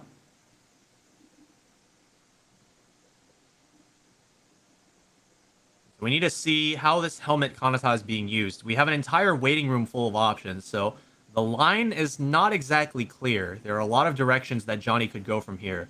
And personally, I feel like one of the priorities here is to heal 1 damage, as well as pay the Climax out of stock, as there is currently a Climax sitting at the top of his stock, a 2-soul that was triggered on the previous turn. Right. We definitely... Johnny wants to be healing as many times as possible here. Giving up the anti-change counter, probably realizing that it's just not going to happen at this point. Seeing another copy discarding of Helmet. the stock swap. Maybe going for triple Kanata here. Well, it seems to be the case. Maybe playing one Kanata the normal way from the hand, and then Yep. And then comboing for the other. No, just getting the climax swapper. So we will see double. Oh, that's a Toa. That's a... okay. Okay. So the Toa's effect on play, you reveal the top card of your deck. If it is a level 1 or lower card, not character card, then it gets sent to stock. So that climax is going to stock, and that's honestly probably fine. It means that it's not getting triggered here. Yep. And now getting rid of the brainstorm using the grappling hook effect, something we were definitely excited to see last time. Mm-hmm. Has the ability to sacrifice herself as opposed to the grappling hook that I'm sure a good amount of the community is used to from Batman Ninja, where instead of sacrificing himself, you pay to stock on play to choose one of your opponent's characters and move it to another slot on stage. Here we are going to see the Kanata combo coming out once again, sending the stock before the change, which means that this Kanata that's coming out is only going to have 2 soul as opposed to 3. We are going to be getting that heal off and then using both of those Kanata's abilities to grab 4 cards. Probably going to be grabbing some Marines, maybe grabbing back counters as well. Not going to have enough hand to utilize the Hachima counter unless a gate is triggered, but all the gates all out of climaxes, yeah. are in the waiting room. Maybe grabbing the Hachima counter just to hedge for maybe the game going even further than 2 turns. Looks like maybe deciding to grab another Kanata instead. Few options to pick between here. Definitely got a lot of potential plays here. Johnny going to be ending this turn with 5 stock, so he's going to have that 5 stock to work with on the next turn. Needs to really think hard about what these potential plays could be on the follow-up turn. Now, something else worth noting is that Johnny did have yellow in his clock this turn, but has since healed it off. So if he wants to be able to play that stock swap, he is going to have to find another source of yellow.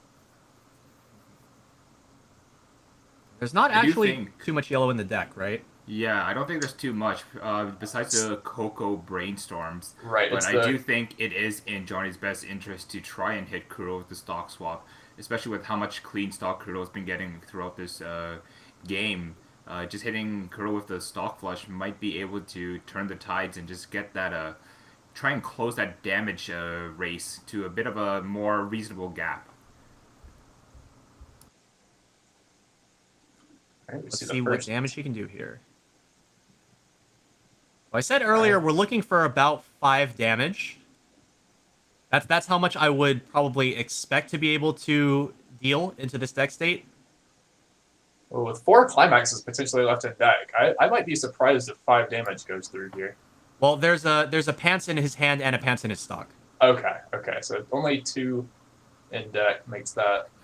Good cancel on the last card there. Now I wonder if Kuro has any way of paying out that pants before the refresh, because it definitely would help towards the next deck and just trying to maintain the compression advantage that Kuro has over Johnny and just kind of be able to keep punching face and just keep poking and poking and poking.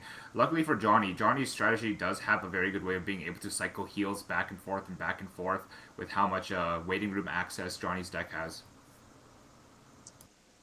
Yeah, if there is one more climax left in Kuro's deck, this Kanata is guaranteed to cancel, right?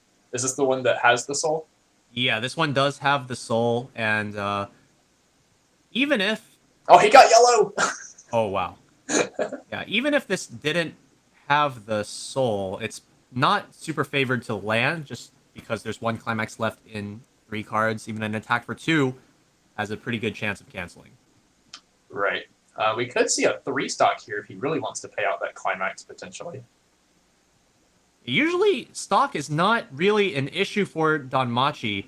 Typically, the thing you're going to want to be keeping on top of as a Danmachi player is just keeping your hand size high. Those level 3 Hestias moving into the late game, they all have an on-play discard 1 heal to stock effect, which means that the amount of stock that you're actually paying to put those into play is really only 1. But you do have to discard extra cards on top, so that's why you want to keep the hand size high so that you can not really have to worry about the stock. And is going to be using the wealth here as a way to pay out the climax. Powerful. paying 1 and resting the wealth, you get to look at up to X cards from the top of your deck to add a level 1 or higher card. In this case, there was only 1 card left in the deck, which is the only card that you get to look at, and it's a fireball. It was a pretty good card. Not only was it a card that was able to be added to hand, obviously if it was a level 0 or a climax, it would just go straight to the waiting room, but Firebolt, pretty good card, going to give Kuro some selectivity moving forward as well. You have to wonder if Kuro was maybe secretly hoping to just go to level 3 here and be able to run out Hestia combos against Johnny before he's able to get the hand for the rest counter. Now, the thing that you have to worry about here is, I was going to say, how does Kuro get some cards into waiting room to be able to utilize that Firebolt, but he does have the level 0 Hestia. I was going to say Pyonkichi there as well, off of this check top 3 for more power. Was going to say, because Kuro no longer has his Brainstorm, as it's been sent to the waiting room, we're going to be trading out the Firebolt for the Pyonkichi. So Firebolt would not be able to get too much selectivity. It can salvage based on the number of level 1 Bell Climax combos that you have in your waiting room, which is, as he just refreshed, currently 0. Whereas Pyonkichi can salvage anything, and it can also do it for free, as the 1-0 wealth reduces the cost of Pyonkichi in your hand from a 1-1 event to a 1-0 event. So really, really powerful interaction there. Pyonkichi definitely the better card between the two, having selectivity of the entire waiting room, as well as giving that 4K power pump. We do see a Brainstorm hit the waiting room here if he wants to Pyonkichi, get a Brainstorm back, and maybe Brainstorm to get some more cards. Yep. That is going to be the play here. Really just being able to set everything back up after this refresh. He does miss the Brainstorm, though. Even having missed this Brainstorm, the deck state is still in a pretty good position. I think the thing that Kuro really wants to be worrying about the most here is the hand size situation. He is going to be having to play 3 characters and just run them in this turn, so that's just a straight up -3 moving forward.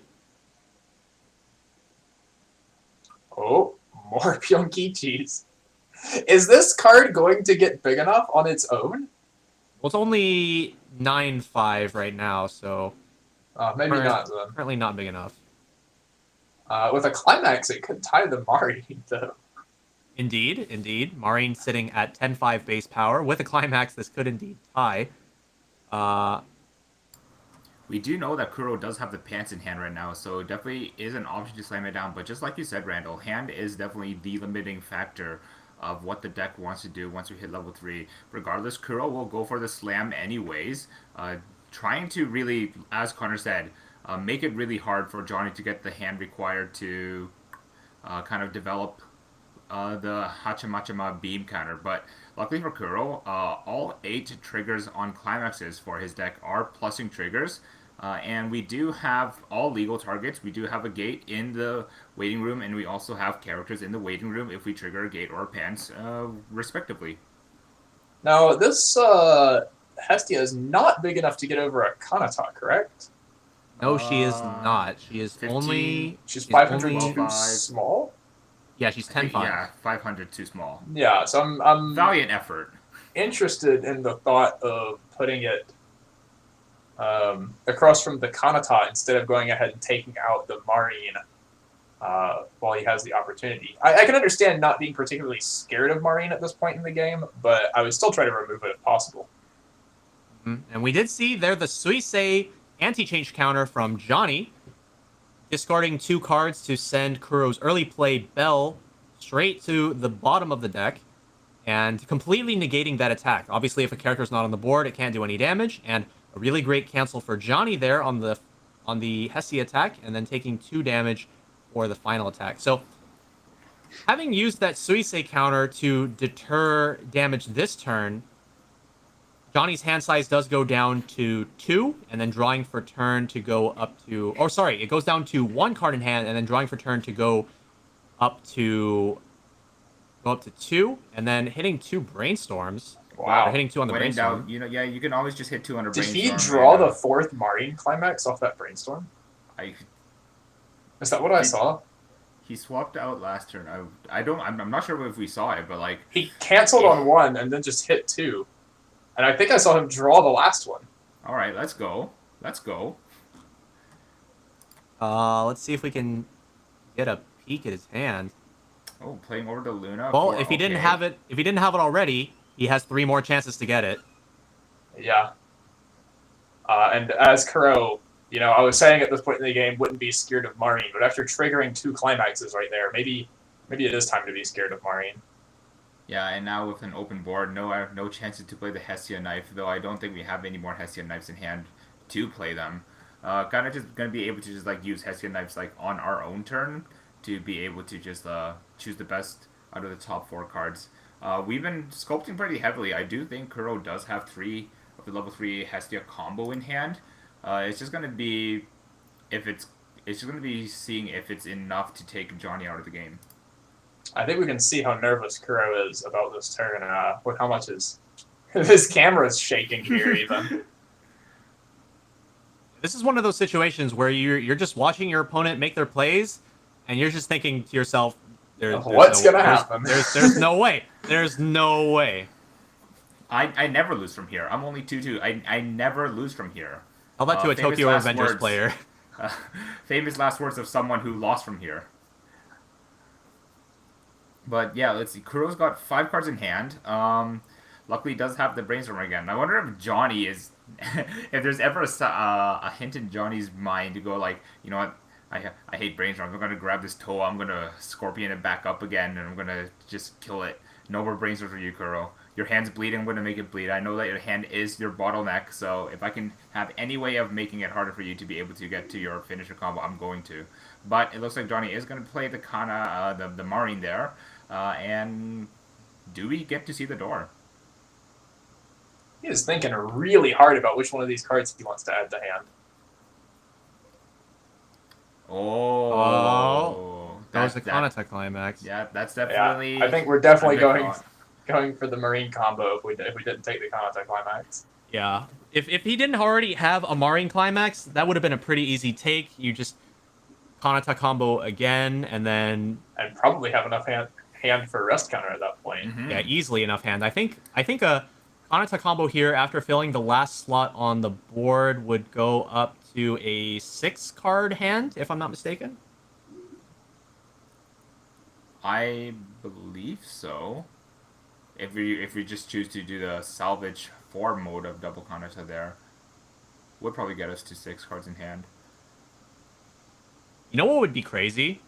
Helmet Kanata into 3rd Marine. Oh, okay. And that way we have it in the back and just wait? Okay. I don't know if he has enough hand for that, but that would be a pretty crazy line of play. He wouldn't be able to discard for all 3. Okay. Playing over the Kanata to be able to recycle it for a heal. Well, sometimes every damage counts, right? I think even as it stands, he only has enough hand to discard for 1 Marine, right? He has 3 cards in hand, so if he plays the Kanata, he'll go down to 2 hand. Climax put him down to 1, and he won't have a discard for both Marines, and he's out of plus and climax triggers as well. Actually, so he might not have combo. Huh. Yeah, I guess that begs the question, like, if he did have the stock soul for Kanata as one of the choices for Marine, but then just played over the Kanata with Helmet to try and get the Kanata back, but decides not to play because needs the stock for Marine, that's kind of a interesting line. This whole turn is honestly a bit of a conundrum. There's just so much potential to go in either direction, and it's really just hard to figure out what is exactly the right line. That looked like a sideways card. That looked like he was holding that card sideways. Why would you play Helmet to get the Kanata back if you're just going to discard it, though? I imagine it's just insurance for next turn. I think what the idea here is that if he plays the Marine and then uses the first combo, he can decide whether or not he wants to use the second combo later. Right. And that allows him to hold the Kanata in his hand, whereas... just... What is he? Oh, what the? Okay, you know what? Going all in? I think he's trying to find the climax still. Well, no, he had a sideways card. What is he doing? What is he out here doing? He doesn't have discard now. He has one card to discard. All right, 4-4-4. Is that game 4-4-4? Is this really different from just attacking with the Kanata though? Oh, okay. Well, there goes that big attack. All right. Well, now you pay the 1. Yeah. Oh, we did have hand. Okay. Well, he could do 1 burn, but he could only do the 1. Or no, he does have 1 more card in hand. Okay. Yeah. I just couldn't see his hand then. This is still enough for lethal if a trigger comes out, or if Kuro just like takes. I don't know how many cards are in Kuro's deck, but if he like takes 6 into like 1 card left in deck and it's the last climax, he needs 6 damage here. That would definitely be a pain Pekko moment. But that's gonna be 2 damage. Okay. 2 sticks. Take the 2. Oh, it's 5. That's 5. Okay. Comeback of the century. Oh. No, not quite. Not the comeback of the century. Right. I'm worried right now if I'm Johnny. Johnny's out 7. Johnny is he out 8 or no 7. 7. I think because the he thing paid that out when he Johnny, triggered. I think the thing that Johnny is happy to know is that last turn Kuro slammed down the pants and Kuro didn't Might get not have another. Yeah. Yeah, exactly. Might not have another, but here's 1 Hestia. Here's 2 Hestia. The real question is, does he need another? Right. The 3 attacks alone. Yeah. If there's only 2. yeah. He has it anyway. Well, you know what? But 2/2/2 does just end the game if there's only 1 climax in Johnny's deck anyway, right? Because he can't rest counter. So just an attack for 2 and attack for 2 is guaranteed to kill Johnny. So there was, as far as I can tell, absolutely no way for Johnny to survive this turn, even without the climax. He's got 6 cards left in his deck. These attacks are just going in for clean damage. The attacks, guaranteed to stick here. Yeah, the attacks on their own are enough to end the game. And it looks like Kuro is stacking all of the burns on 1 lane as well, which is my personal favorite thing to do, I'll have to say. It is very funny to either take 5 or take 2. It's actually... And it looks like Johnny's going to take the rest of his deck as damage. Yeah, it's actually not even a 5 here that you would really go for. It's actually probably correct to go for side for 3. Yeah, I think the best thing is the fact that Hestia is able to donate the soul as well, which makes it easier to like side for exact amounts. Like if you can side for 2 and 2 is lethal, and they cancel the 2, and every other cancel ping will be for 2 as well. That's just a lot of stress added onto you trying to make it past the game there.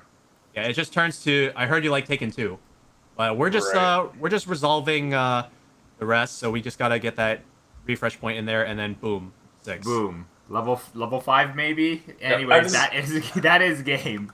It's actually pretty interesting because if you stacked all of the soul on 1 lane, you could frontal for 3, side for 3, right?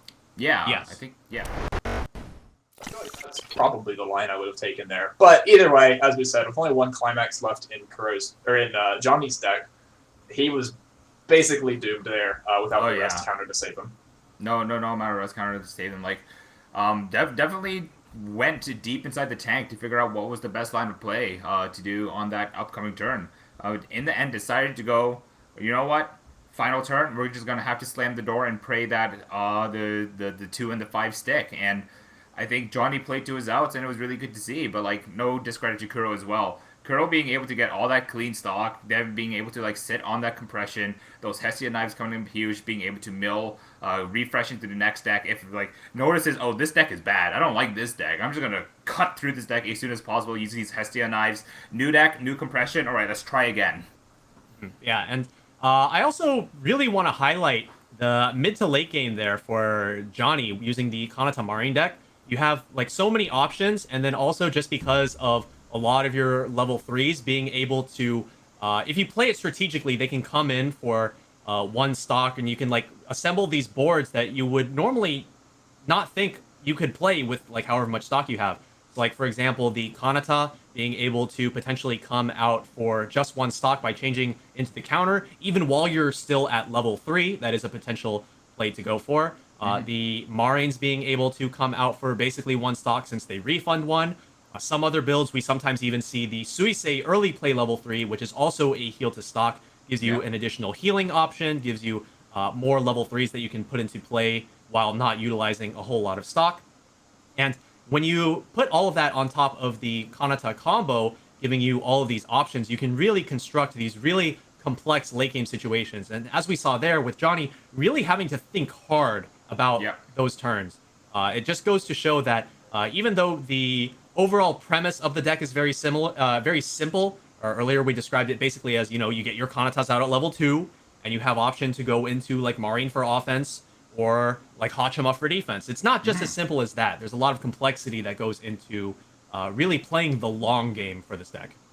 And I think this match kind of showcased something similar to like what we've been seeing in like the first match of the day as well. Is that like despite being a board-based deck, there are still a lot of threats that you need to be wary of. Like Kuro being able to present those bells over and over again, and like forcing counters out, forcing Johnny to replace those counters turn after turn after turn, unable to really build up the hand and the stock really required to be able to sit on those super defensive straps that it so much wants to. What about you, Connor? What really stuck out to you this game? I think the biggest thing to me was just every time we saw the Kanata combo resolved, how many different options and toolboxing plays Johnny had open. And he had a lot of one-ofs. We didn't get to see many of them used in the long run, but there are a lot of just one-ofs in that deck that are able to play into any situation. We mentioned the stock swap being a potential way to get a lot of damage on Kuro. He also has the one of Watame, which we saw come in play yesterday as a very powerful card.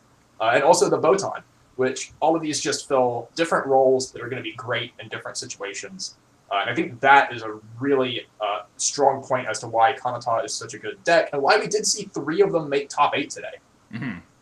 Yeah, the selectivity and having the very easy access to different tech options is probably like what makes it so attractive and what makes it so strong as well.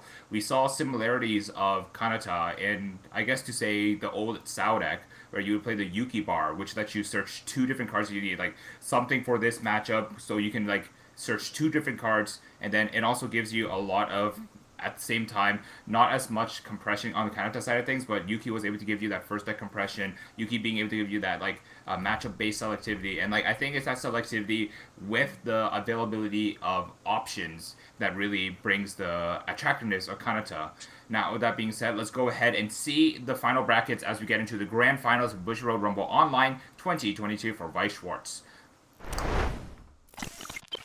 All right, in the finals, on the other side of the bracket, we did have Hung taking it over Kaicho Nozomi. So the finals is going to be Kuro, who we just saw, playing the Danmachi deck, up against Hung, playing Ruby with the 4 choice and the standby split. That's going to be a pretty exciting match. Yeah, honestly, especially... I was surprised to see Ruby beat over Ruby. Like, in my eyes, I thought Ruby was going to do better, but I'm glad that we're going to see Ruby's in the finals, so we're going to have Ruby versus Danmachi. Connor, what's your thoughts? Yeah, so notably, the Ruby deck that we're going to see in the finals has 2 copies of the Ruby level 3 Climax and only 2 copies of Pyrrha, as opposed to the 3-1 split we saw before. So maybe a little bit more of a focus on this Ruby level 3 combo, which, funnily enough, might actually not be as good in this matchup, Danmachi, as it would have been in some of the other top 8 matchups here. All right, very good analysis. So the players are just going to get ready. The staff is going to get ready. And once we are back from this break, we will be ready to bring you coverage for the finals of the Weiss Schwarz tournament for Bushiroad Rumble Online 2022. Don't go anywhere. We'll be right back. Welcome back to Bushiroad Rumble Online 2022. We are just about ready to bring you live coverage of the grand finals for the Weiss Schwarz tournament. I'm very excited to see what our players will be able to do. We're finally going to get to see Ruby versus Danmachi. And I know some of all of us three really want that Ruby to take home that NA win for the NA title. Randall, what are your thoughts on what has gone through the tournament today so far? Yeah, so we've seen some really, really high-octane gameplay. The first game between the Ruby and the Mushoku Tensei, that was definitely, really, honestly, it felt to me the definition of like taking advantage of a perceived weakness in your opponent's position. When your opponent has an opening play like that, where they go like Ruijerd and having to use something like Lilia as an attacker, I think that definitely the switch kind of flipped in his brain that like maybe it's time to go and maybe he just isn't ready. And like from such an early position, being able to make an executive decision like that is not easy, and it definitely paid off in that game. Connor, why don't you give us some of your thoughts on that last game that we just took a look at? Yeah, so in the last game, we didn't see as much of that just taking advantage of a weakness immediately, but we did see the Danmachi trying to just whiteboard over and over again. We know we've always talked about Danmachi as a deck with high power lines, really good against standby decks, and in this case against just high power level 3s anyway. And it was able to clear the board as many times as possible to keep forcing Johnny to replace his board and spend a lot of resources. In the early game, this ended up making Johnny have to clock himself a lot, opening up the damage gap even further in order to get those cards.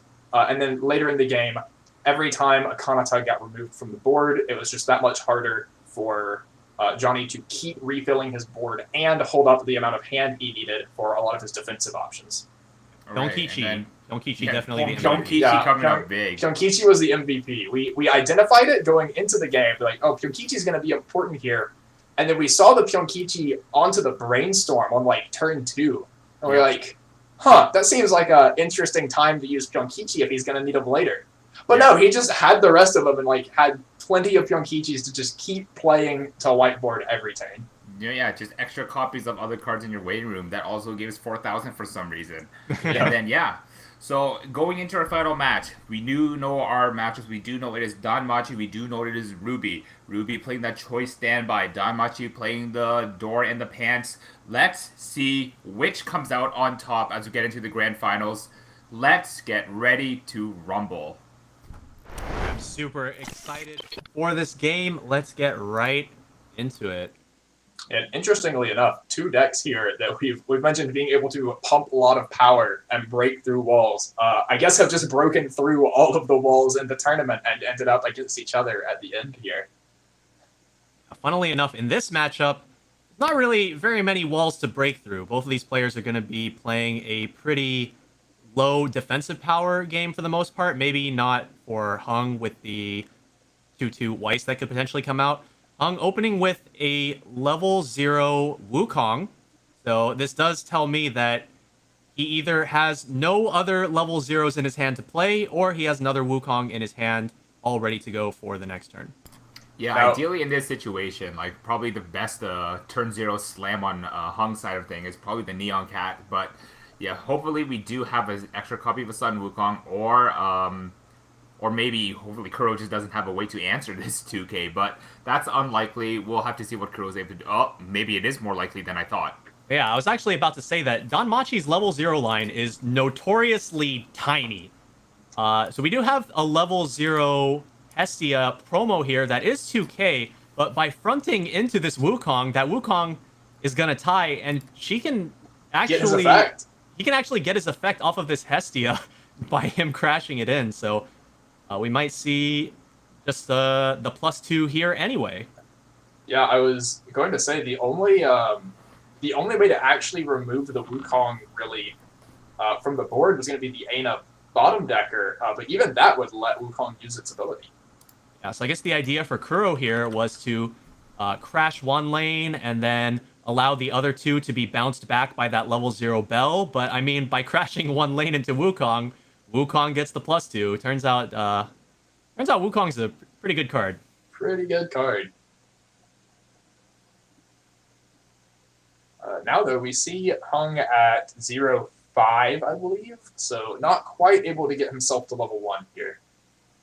Yeah, but we might see something that we mentioned might come up in the previous Ruby game, which is a Wukong boost. Although with the Bell on the field, the Wukong boost probably not likely to happen, as Bell can just bounce himself back to hand, as well as the Hestia Brainstorm. We are going to see the James Ironwood, a very powerful level 0 utility option with 2 on-play effects.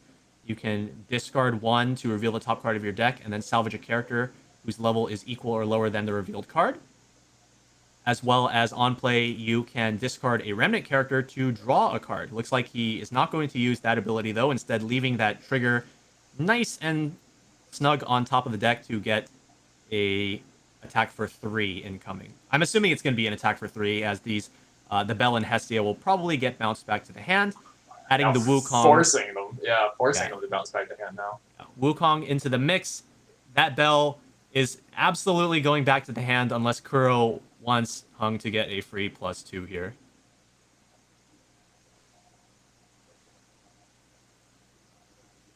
And the third character present on Hung's field, a card that was salvaged off of that level 0 James Ironwood, is the level 0 Pyrrha. So she has an on-reverse Rize effect. So when she is reversed in battle, you can reveal up to 3 cards from the top of your deck.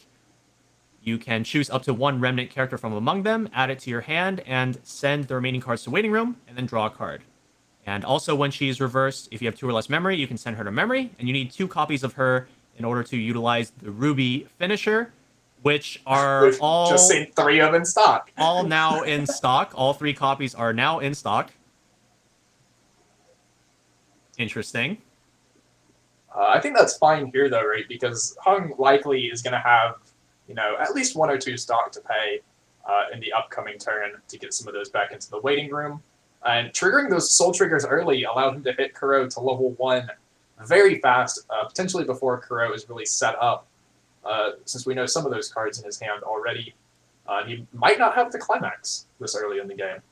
Yeah, that's one thing we mentioned earlier, is that usage of that level 0 Bell, in addition to pinging yourself for 1, can result in you taking quite a bit of damage from direct swings. We're going to see a Firebolt here to grab the Climax Swapper, which I think is... Actually, that's not as interesting as I thought, because we do have a gate at the bottom of the stock that he's going to pay out right now. And probably going to swap the Pants Climax in his hand for the gate. So now, does have the gate for the combo. Now we need to see how many copies of the Bell Kuro has in his hand. And I also like here that Hung has forced Kuro to establish Bells first, since that does mean that Kuro's not just going to get to wipe a board that Hung has put effort into setting up. Hung's going to get to remove the Bells on Kuro's board and force Kuro to find them again in order to answer any standby board at level 1. Yeah, so it's basically Hung is saying, like, oh, you want to use that, 10k power Bell to kill my, 2k dudes? All right, that's fine. Yeah, that's fine. Yep, and then Hung will kill them on the crackback most likely, and Kuro is going to be in a spot where he's going to have to find them again in order to answer any potential, really even 1-0 Jean's might be hard to answer without finding the Bell, but especially if any 2-2s hit the board.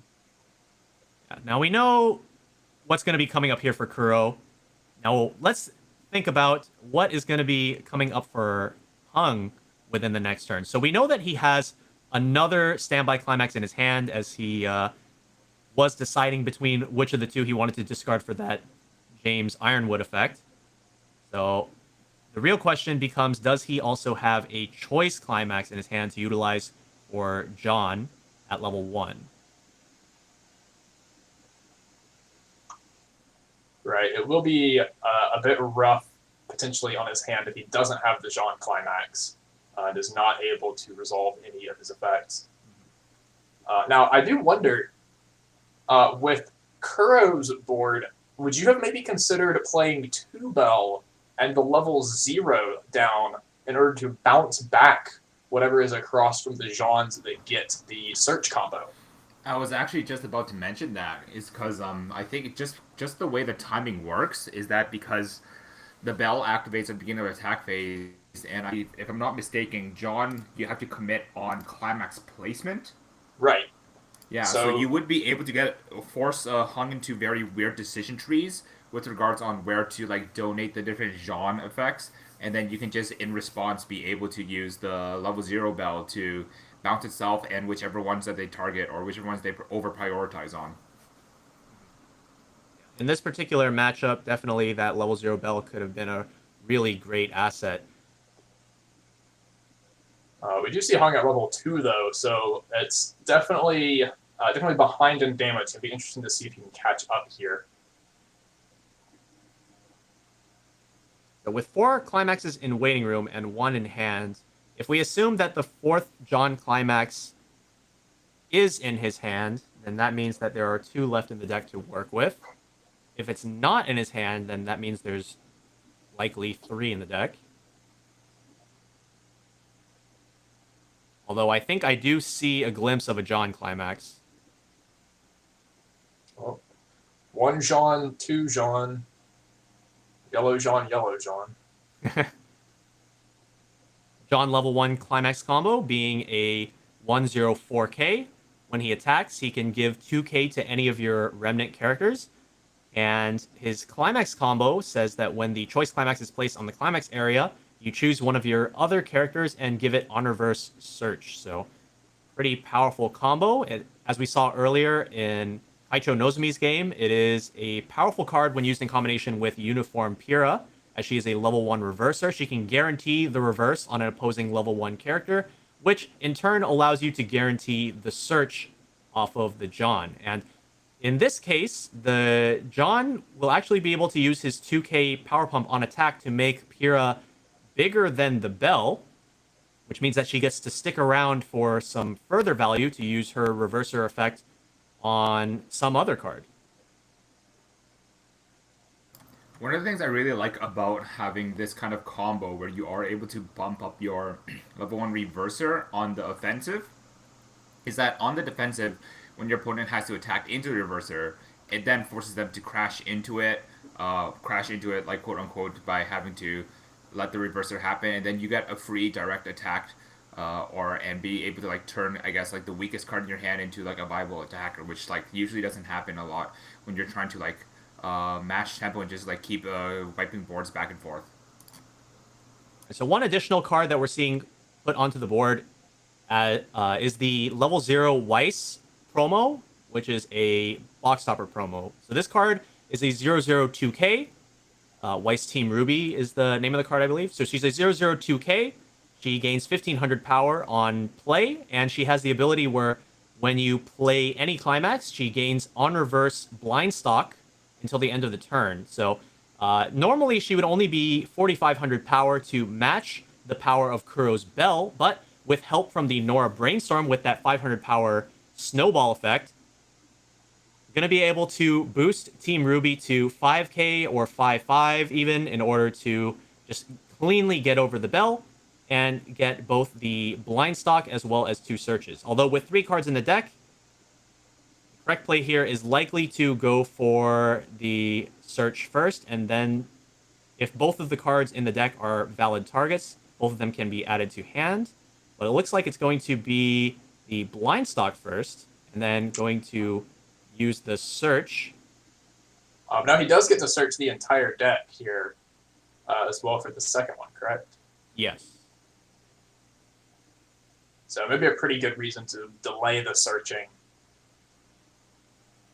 Though I suppose you could do search 1, then stock the one that you didn't want, and then search the entire deck, right? Oh yeah, that's true. That probably gives you the most options and lets you get exactly the cards you want.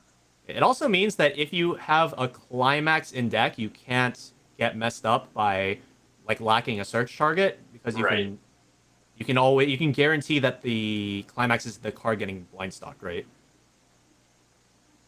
Yeah, which blind stocking a climax not the best thing in the world, but better than missing 2 searches. Yeah.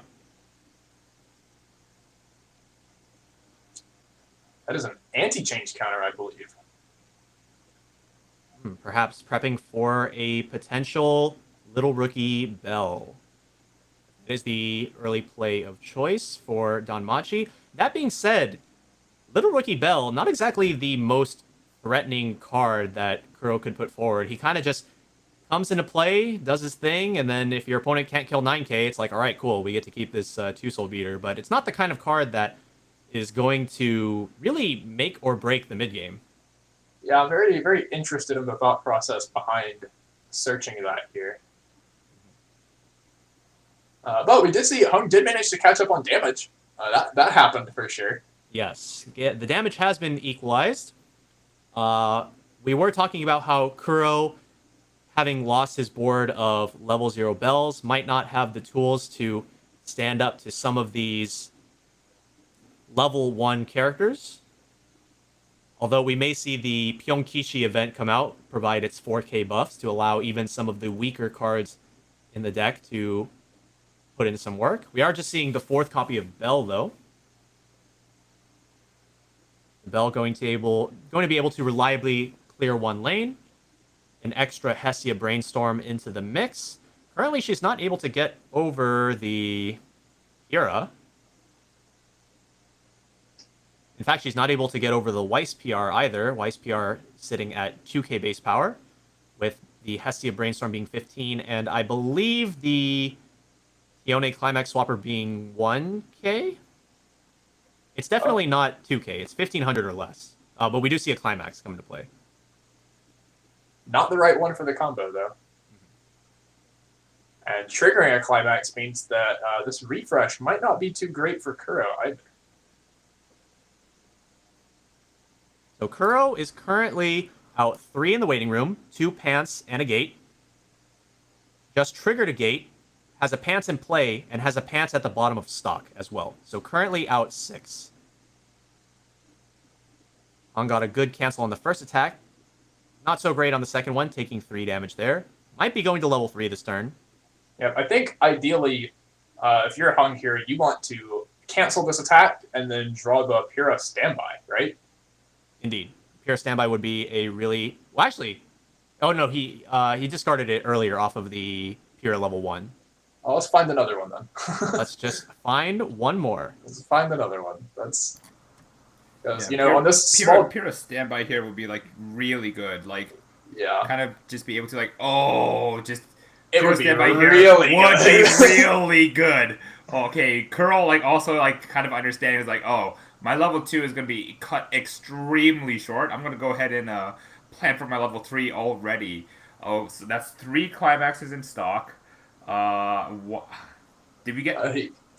Yeah, I guess you can't really 3-stock the Climax Swapper. That's... Alright, Ooh, did we see that's rough. Pyrrha come in for the big punish? Oh, wait, so the Climax Swapper was 1k base then? I believe so. Because Pyrrha is 2500 power, and if the Climax Swapper with Climax wasn't enough, then that means it must have been 1k base. I'm not 100% sure. Get a quick look. Card? Yeah, only 1,000. Only 1,000. Okay. Oh, it looks like Hung decided to clock here, digging for the Pyrrha climax, maybe? But the thing about the Pyrrha Climax is that even if it does come down here and he's able to bring out the 3/2 Pyrrha and use her effect to shuffle back 5, Kuro, I don't believe, used any of his Hestia knives. No, but he No, also you're has correct. a direct attack and a level 0 on board. So that's a direct and a side that could deny Hestia Knife in 2 lanes, freeing up a lot of damage. Oh, that's...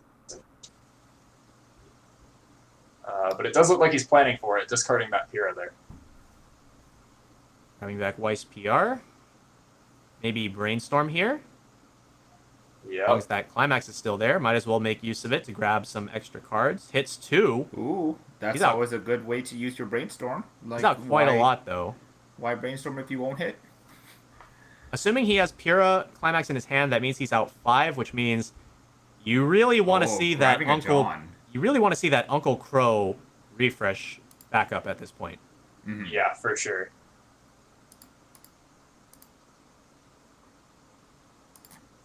That is a Ditch Climax... No, Climax Swapper. Climax Swapper, yeah, getting that Pyrrha standby, probably.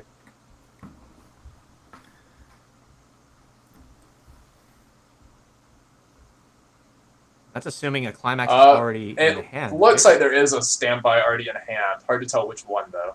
Oh my that's God. rough. Alright. I think we're pretty much out of all of our climaxes now. Oh? Oh? I think Hung is actually, because we saw Hung Just salvage going for the damage push here. Jean. Yeah, because we saw Hung salvage the Jean, and with Hung's deck state now as well, Jean is probably the best way to try and make any kind of compression. Yang going to use his ability, pay 1, rest himself, discard a card, look it up to 3 cards from the top of the deck, choose up to 1 card from among them, add it to hand without showing the opponent, and they can add events and climaxes as well. Pretty much just an additional way to get through the deck at this point. Taiyang probably going to be moved to that back row slot. Probably have the climax swapper replaced with a second copy of John, presenting a full front row of 3 level 1 characters. Still leaving a lot of deck there, though. I think that the idea of going for the John combo instead of the Pyrrha is to allow him to secure an Uncle Crow refresh punch. I would agree. I would agree that that's probably the line of thought here. Once again, another turn where Kuro could be benefiting greatly from that level 0 bell to deny searches. Playing over the Brainstorm. I understand the idea of going for the increased amount of advantage by playing the level 0 Weiss PR, but I feel like from this position, you're not really looking to keep more level 0s in your front row, as those just present the option for Kuro to side attack them and play around Hong's potential refresh counter, assuming that's what he's going to be going for. Right. And I think especially keeping the Brainstorm on board, I would value higher than keeping the Climax swap on board. Yeah, personally, I would have preferred to just fill the front row with Johns. Those are level 1 characters, which your opponent cannot really side attack super favorably unless they get a Climax. And this just leaves the option open to not only side attack these level 0s, but it looks like Hung is about to front with this Pyrrha into the level 0 bell. Whereas if the Johns were in the front row, they could buff up the Pyrrha to just swing over the bell, not leave any empty lanes, and force the opponent to front into these level 1 characters.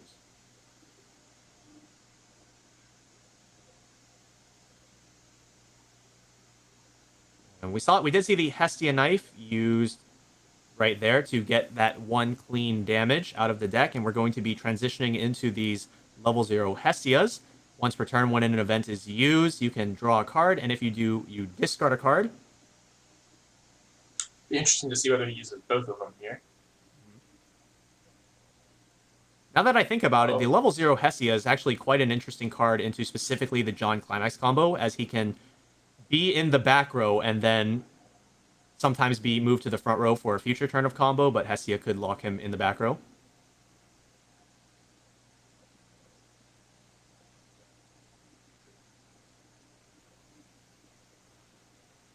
Seems we have something going on here. I believe trying to explain the situation of resolving the Hestias before taking damage here. Okay.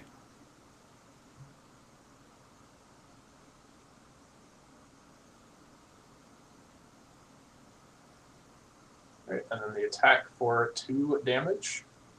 We'll go in. Oh, double Pyonkichi. At least I get some Pyonkichi in the waiting room for Wolf to be able to use its effect. I'm surprised he went for a blind stock first. Considering that if you want to search for a specific card, it would be safest to do a search first before doing blind stock, right? Right. So we do see the refresh counter here. Alongside a 3/2 Weiss restand from the trial deck. A very powerful card. On play, she just gains a whole bunch of power to prevent her from getting countered. And at the end of her attack, you can pay 2 and discard 2 remnant characters in order to restand. Now, something interesting to note here. I don't think out of either of these games we've seen today involving this choice of standby Ruby, have either of them triggered a standby? I think Kaicho Nozumi triggered 1 because he had a 2/2 Yang on his stage, right? Right. He would have triggered 1, unless he played it from hand. But I think he triggered 1. I'm pretty sure he didn't play it from hand. He was too busy playing choice playing climaxes. John, playing choices every turn.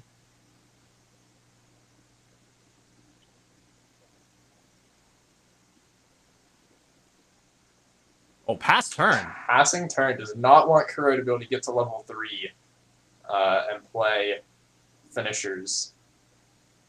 Well, Kuro doesn't have a Hestia climax, right? Refresh with 4, and then has the other 3 climaxes still in his stock. So even if he hit him to level 3, he would have to do some digging for it. Maybe it's safer just not to risk it. All right. As we would have seen, a clock to draw there, potentially getting it. Yeah. And looks like Kuro's going to be like, all right, I think it's time to refresh again. Let's go ahead and play some more Hestia knives. All my climaxes aren't in deck. If it was the top part of the deck, it would have been... It would have canceled. Yeah. It would have canceled, yeah. But I still don't think you wanna risk that if you're Hung. Your opponent potentially drawing it and just almost winning the game outright. Yeah. Yeah. Really, if you're Hung, you're just hoping that Kuro doesn't have a climax period this turn. But searching 1-0 bells, not the most hopeful of situations. I'm pretty sure that there is no access to the climax, actually, because aren't all of the bell climaxes... Oh, no, one of them was paid out. So it is possible that the 4th copy of the bell level 1 climax is in hand. Climax Swapper is not on the table because that's in the waiting room. Here we did see the Little Rookie Bell level 3 early play come out, getting a heal, going down to 2-4. And we're going to see the Hestia PR resting to give power, and then running away to stock after the resolution of this Hestia knife. When you play an event, this Hestia PR can go to stock. It's a great way to convert hand into stock in Danmachi, especially if you have just way too much hand. First going to be resolving that Hestia Brainstorm to draw a card and discard a card. Getting rid of the bell that just got searched. Alright, maybe he doesn't have a climax then. We have seen Kuro slam blue climaxes on a number of turns that he didn't have the red one, though, so... Okay, resting to buff once more. Perhaps playing another event to send that to stock as well. You're seeing these Hestia knives finally getting used. Yeah, definitely had a lot of them. Because he also, I believe, discarded one to the second draw ditch during the counter step last turn. Right. And we're seeing grabbing the 3rd PR into a 2nd Little Rookie. So this is not a card that most players run at 2, right? You have to wonder if Kuro is going to forget about that anti-change counter at this point. Well, I mean, if he's going to play around the refresh counter, then he's going to side attack these lanes anyway, right? I would hope so.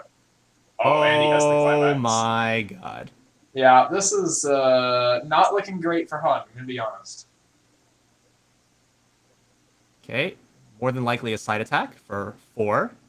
I believe Hung has 1 climax left in his deck. And it's not there. So even if Hung survives this turn, he's going to have his work cut out for him to come back from this damage deficit. More than likely another side for 3. This is getting really down to the wire here. Okay, where is that last climax? This is lethal. This is indeed lethal. The game could just end right here. Just unfortunate series of events that just led Hung to being out without a paddle, basically. No way of like refreshing the deck in a timely manner, and really relying on Kuro's damage to refresh his deck. But unfortunately, this damage is also gonna be the end of you.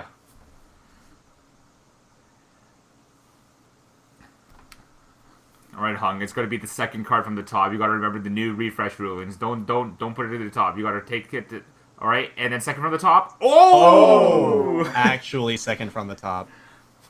Okay. And then now that Hung has already refreshed his deck, don't really need to use that refresh punch anymore. Yeah, it looks like this was a front attack as well on Kuro's side of things. Alright. Hung hanging on for dear life here. Sitting at 3-6. Kuro has been sculpted for at least one Hestia, and Hestia with the cancel burn effect, this is where she shines best. All that matters now is what can Hung do to try and wrench the game out of Kuro's grasp. I feel like a good place to start could potentially be the Salem level 3. He has the ability where on play you can pay 1 to either stock swap your opponent or mill the bottom 5 cards of their deck and deal X damage to your opponent, where X is the number of climaxes milled. With 5 in the waiting room and 1 in stock, it's pretty likely that Kuro has 2 climaxes left in deck. I'm pretty sure it's impossible to have... It's not impossible to have a Pants Climax in hand, as it could have been drawn off of the Hestia Brainstorm, but that would be some pretty great luck.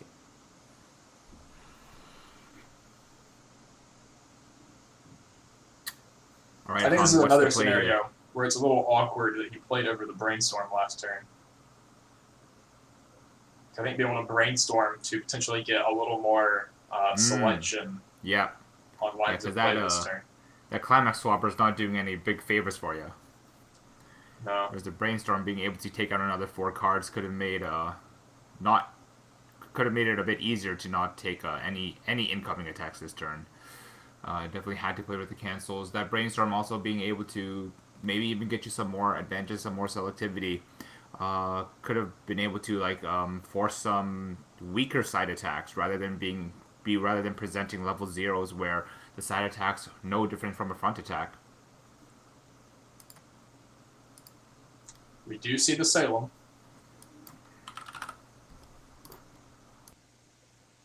All right. Now,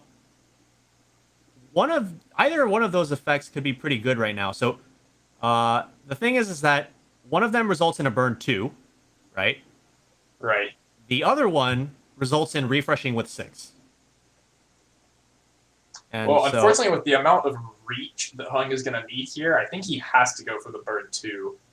Because I don't think just attacks into a decompressed deck are going to be able to get there. after some quick further reflection, the burn 2 does give him the extra reach needed to try to maybe go for a lethal turn. And if this burn 2 cancels, then Kuro ends up with 6 climaxes in his deck afterwards anyway, right? Right. All right, let's see what we can get from here. That's what you want to see. Good start. And then a cancel. Not as good. That does only mean 5 climaxes in deck, I believe. Yes, 5 climaxes remaining. And we're definitely going to have to see the Weiss Restander come out here to have enough soul to close this game out. Mm-hmm. To even try to close this game out. I think if you're on H's side, on Hung's side, bleak as it is, I think you're hoping that Kuro cancels with the pants rather than the doors as well, just to make it that less likely for Kuro to be able to use... okay. Chance? Is there a chance here? So this 3/2 Ruby has on-play salvage ability, and she has an end-of-attack burn. That being said, I feel like the Weiss Restander is definitely the card that you would have needed to go for here to get the reach, as she has the... She's able to restand in the direct lane, allowing her to gain a lot of soul, so she could restand for 3 and then restand for 4, representing a lot of damage potential. Right, and with a potential climax, could even swing for as many as 5 or 6 damage in a single attack, which might be what you need to close the game out this turn.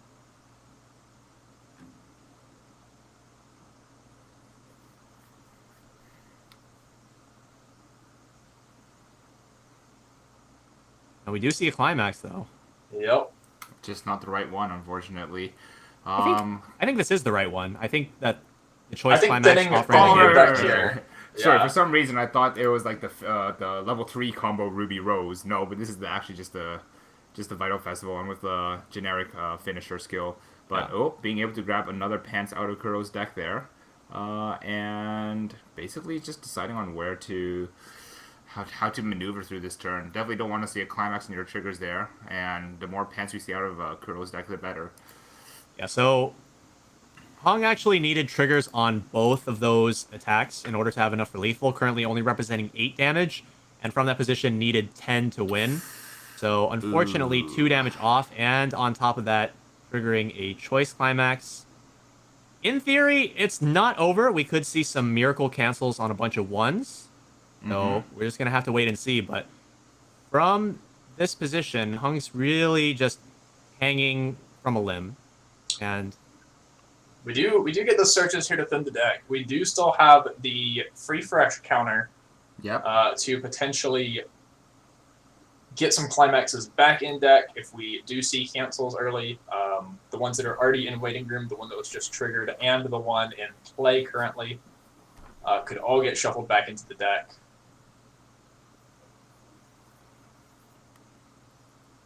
Deciding here on the searches, so far we've picked out a 3/2 Glinda, a card that I'm definitely sure Hung would have liked to have this turn for a heal. And then secondly, the James Ironwood. Just an overall great utility card. Gives you hand fix as well as some knowledge on like the top card of your deck. But can he survive this incoming turn? This turn is going to be one of two things. It's either going to be 3/2 Hestias with a Pants Climax and some side attacks for 1, backed up by Cancel Burn 2s, or it's going to be 3 Weenie Pokes for 1. Yep. Right, I have to wonder if Kuro goes for the 3 Weenie Pokes for 1. Would you play the anti-change counter? It is a sack counter, correct? Yeah, if I'm given the chance, there is a 100% chance I'm using the sack counter if they let me, because that allows me to open up one of my lanes for a direct attack instead of a front, and it forces the opponent to swing for 2 instead of 1, and giving me a higher chance to cancel. And what will our search target be off of this Hestia Brainstorm? I don't think there's a Hestia level 3 in there. Did not look like it. I think most of them are actually in stock in hand right now.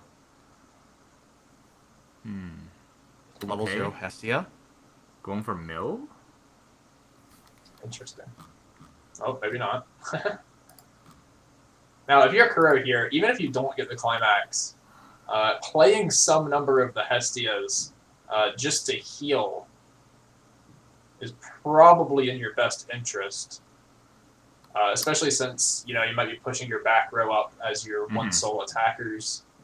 You just put the Hestias in the back to get those heals ready for next turn if Hung does miraculously survive.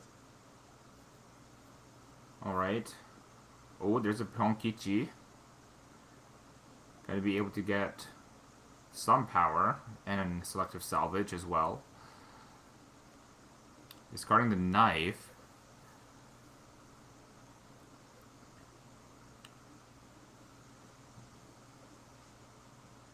Okay, here's one. Goes to stock. So as far as attack order goes, at least to me, the correct or optimal attacking order would be to start by.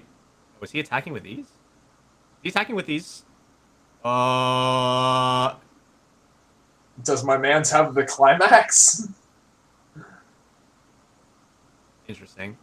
I feel like the correct order here would be to start by side attacking the level 0 Weiss, and then front attacking the Salem, because that makes it so that the only way to use the sack counter is to sack the 3/2 Ruby, which is a very nice card that Hung would like to keep around for another turn if he makes it another turn. Oh my gosh, he might have it. He have it? He might. Or is he just doing two? Oh my god! God. This is over. All right, He's too good. It's over. All right, so this is too good. 6 instances of damage. Side for 1, burn 2. Side for 1, burn 2. Side for 4, burn 2. There's just no way that Hung is going to be able to make it out of this when he's already out 4 climaxes, and that is going to be our grand finals, going to Kuro. Oh my with gosh. Danmachi. Kuro being able to show off Trust Hestia, putting the raw proof of trust into his deck, being able to miraculously off the top rip, just Shining Draw. I got the pants. Let's go. All in. Triple Hestia. Game for sure. What a way to end it off. Kuro managing to kind of go undetected throughout the tournament, but sneaking up in top 8 and finally taking it at the grand finals. What a game as well. Randall, what are your thoughts on this one? What do you think like could have what could have like definitely changed the outcome? Yeah, I definitely think that it just kind of came down to the placement of Hung's climaxes in his deck just really weren't in his favor. He was taking a lot of damage. He was milling a lot of climaxes with effects like the level 0 Hera and things like that. And he was just put into positions where he was just setting himself up to kind of not have anything to really counter what was going on, if that makes sense. Like, he just... It's kind of hard to describe in words right now. Obviously, like, that game was, like, really hype. It's, there was a lot of excitement there. He basically just... He played his game plan the best he could, but the climaxes just weren't in the right places for him to really get an optimal game flow. He was put in a position where he had to play the game a lot faster than intended, and wasn't able to develop cards via any of his standbys. None of the things like the level 3 Pyrrha or the level 2 Yang were put onto the board. It was basically an entirely John-based game, and obviously the John combo is really strong. We were able to see it throughout both this game and Kaicho Nozomi's game. The power that John has, being able to utilize him in the back row, use it for deck thinning, back-to-back turns by using him in the back row on one turn, front row another turn, utilize those power pumps, especially in combination with the Pyrrha. And so, despite how strong that the John package was, it just wasn't able to bring the entire package to the table and come out on top in this game. What about you, Connor? What really stuck out to you that game? What do you think was like the big deciding factor that Kuro was able to capitalize on and take it for his victory? Well, I think one thing that we saw come up on multiple deck cycles that's really big about Danmachi is just the amount of deck control they have.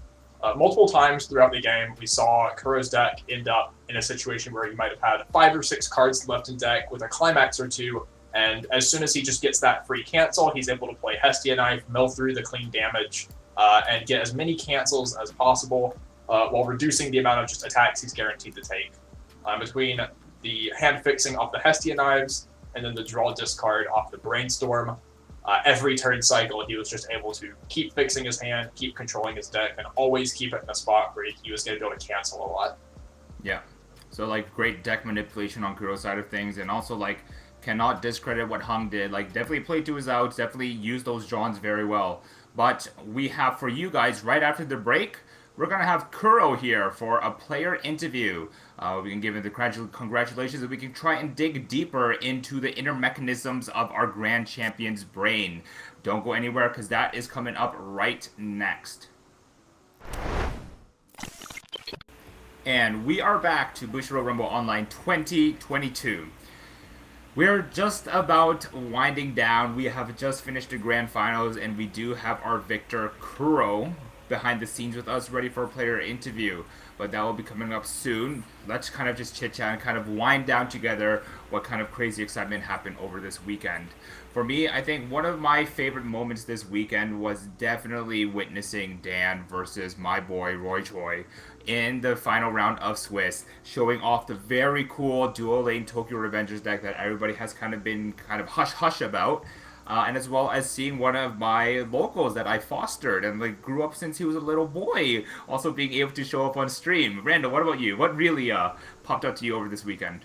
Yeah, I definitely think two things mainly. Tokyo Revengers obviously being one of the really funny ones.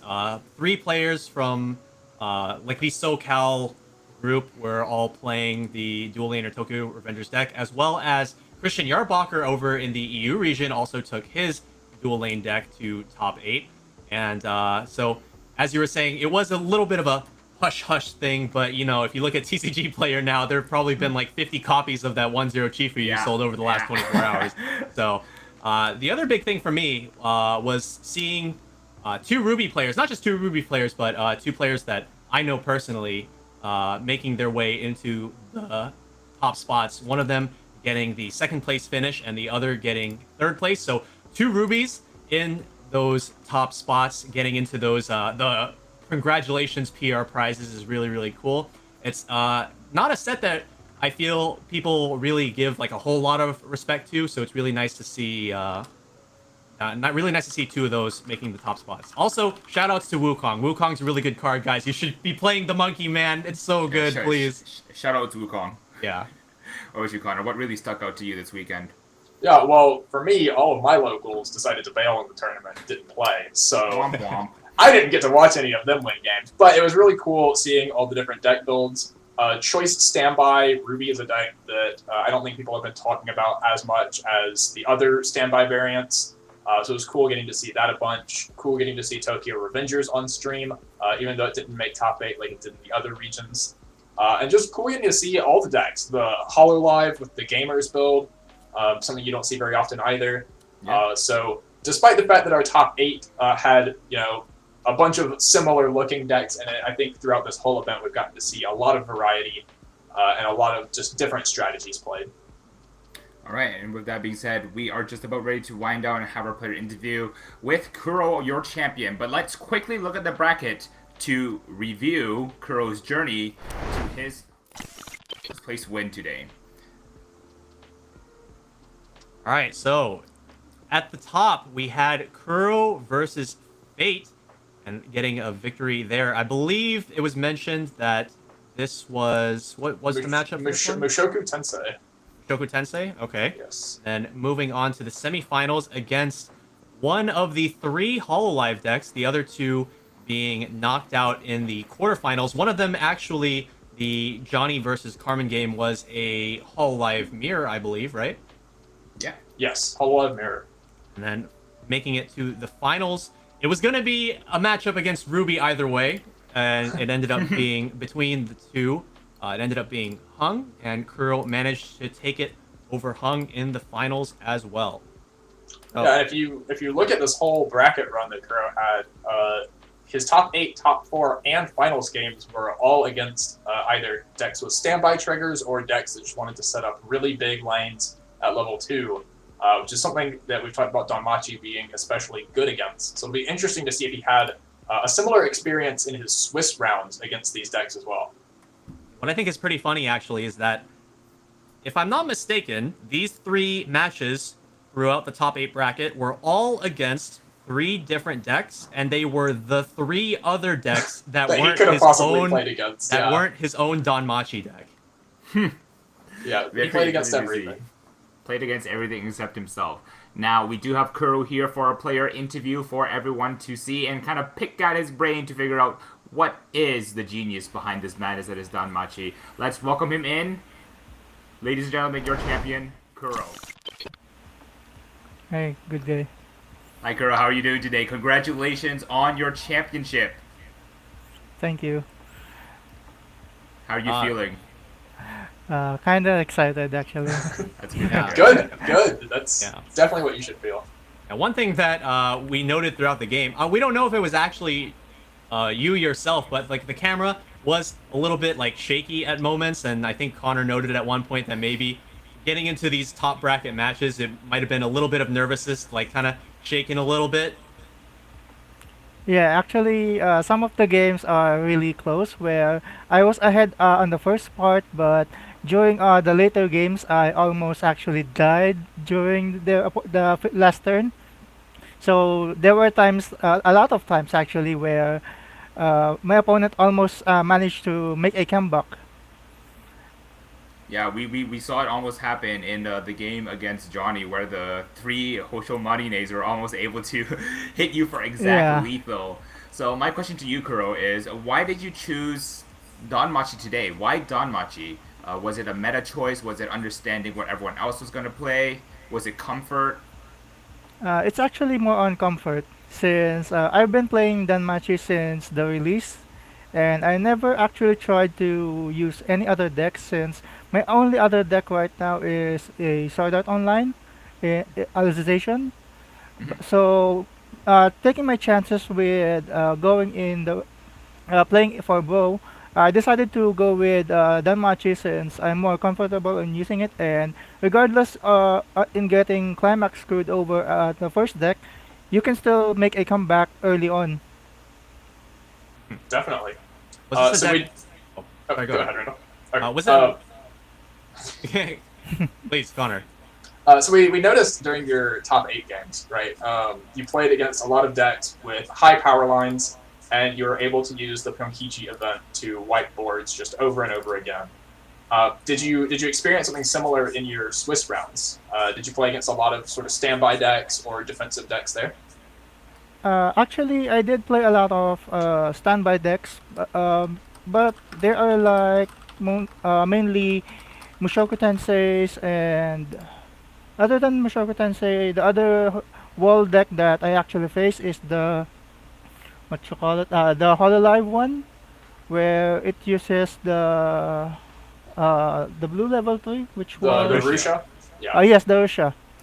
But on those games, I just gave up on trying to overpower them, since I would have used all of my resources just to take one reverse, and then they will just end up encoring it. So in the end, I just tend to push for damage in those scenarios. Okay. Yeah. So what I was gonna say was, well, you said you've been playing Danmachi since the release. Are you purely an English format player, or have you been playing it since it came out in JP? Because it's been out for quite a while in JP. Well, I only played in English, but I did study a lot of Japanese decks. So I was aware of how the deck was played prior to the release of the set. So once the set came out, everything is just like autopilot. All right, man's done his research. Research is very good. So my question for you, Kuro, is within this tournament over this last weekend, what one card in your deck really performed well for you? Like, when you think of a lot of your victories, what is this one card that really helped you get those victories? I would say the Hestia knife, Mhm. since most of the times when I was able to do a combo, I was already out most of my climaxes. I would only have one or two climax left, and without those Hestia knives, I would have take all those damage. Yeah, we did notice in a lot of your turns, you would end your turn with maybe 5 or 6 cards in deck and have like maybe one climax or maybe 2 climaxes in there.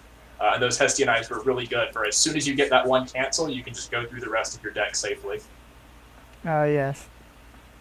Yeah, I think at least for us throughout the games that we saw on stream, from our perspective, the real highlight card definitely had to be the Pyonkichi, especially in that semifinals game against Hololive. Being able to pump so much power onto your characters to overpower those level 3 Kanatas was really allowing you to keep your opponent in check, even though they were putting these really high power characters onto the board. Yes, actually, on that game, I happened to have do most of the Pyonkichis early, so I decided to hold on to them, since I know my opponent is a Hololive with Kanata with only 10k power, or sometimes 11k. So with the Pyonkichi event, I can mostly overpower them easily. Yeah, quite easily, and that's exactly what we saw. Now, Kuro, we're just about to ready to wind down here. I want to give the opportunity for you. Do you have any shout-outs, any thank yous that you want to give to the audience or anyone watching at home? I would like to give a shout out to the peoples from our local tournament, or on Fortress Games, where most of the players are actually a slow players, to the point that we always end up around over an hour every each game. All right. Yeah. So Fortress Games, was it? Yes. All right. Awesome. Right, shoutouts Fortress Games. All right, everybody, this has been your champion for the NALA region for Weiss Schwarz. This is Kuro. Please give a round of applause and a congratulations in Twitch chat if you can. Kuro, once again, thank you very much for joining us on this interview panel. I hope you have a great day. I hope your tension is extremely high right now, and you're just ready to take on the world. Thank you. All right, so we've had an absolutely action-packed day full of really great, high-quality Weiss Schwarz games.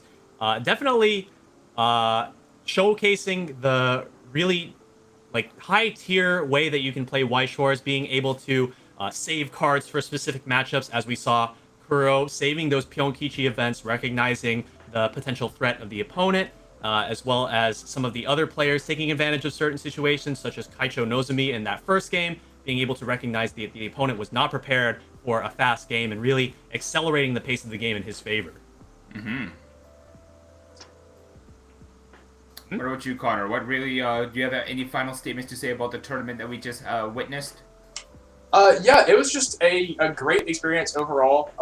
I know last time that we had Bushiroad Rumble Online for the 2021 event, it was still prior to any physical tournaments coming back. So this was one of the only ways for people to play. But since then, we've had the Springfest season. We've got the BCS season upcoming. But despite that, we still had a huge turnout for these online events. Still a lot of people excited about them. And I'm very glad to see people still playing online, getting to play against people outside of their own region.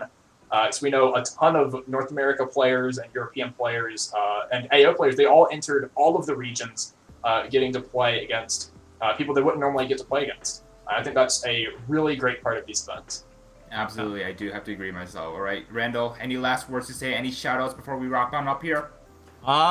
Pretty much just the same shoutouts that I gave yesterday. Now that we've seen the top 8s concluding for all of the regions, we know like where each of the players placed. As far as the folks in my personal friend circle in the AO region, we did have, unfortunately, a friendly fire in the top 8, so only one of them could advance to top 4, and unfortunately lost there. So we had a top 8 and a top 4 there, but also a second and third place finish in this region, of course. So very proud of you guys, and as well as all of the other people from the SoCal area that did participate. Even if you guys didn't make the top cut, players like some of the other players that we saw on stream, such as Shinobu and OCL and Dan O'Man, of course. Can't forget Dan O'Man. But Can't forget Dan. yeah. So good job, everyone. Hope you guys all enjoy yourselves over the weekend, and congratulations to all of the players who came out and took the top spots. I hope everyone just had a whole lot of fun. We had a ton of people throughout all 3 tournaments. Like, I believe this one was 127 people, right? Quite a lot. Yeah, definitely a lot of people. Tons of people. So glad all of you guys could come out and enjoy yourselves, as well as all of you guys that are watching the stream. Glad that you guys could all come out and enjoy this experience with us. So, yeah, that's all from me. Connor, what about you? Any final shout-outs? Yeah, shout outs to everyone that made top cut in all of the regions. A lot of effort there. Shout out to everyone that entered into multiple regions and was just playing Weiss all weekend. I know some people entered all 3 tournaments. You guys deserve some sleep right now. You have been going non-stop. And shout outs to all the judges and staff that make this event work behind the scenes. Yeah, for sure. Shout outs to the players. Shout outs to the staff. Wouldn't there would be no BRO 2022 without you guys. And with that, I have been It's Toku TV from Yellow Card Vanguard. I've been Randall, aka Shizukats. And I'm Connor, Boats Don't Sink. And we're out of here. Later.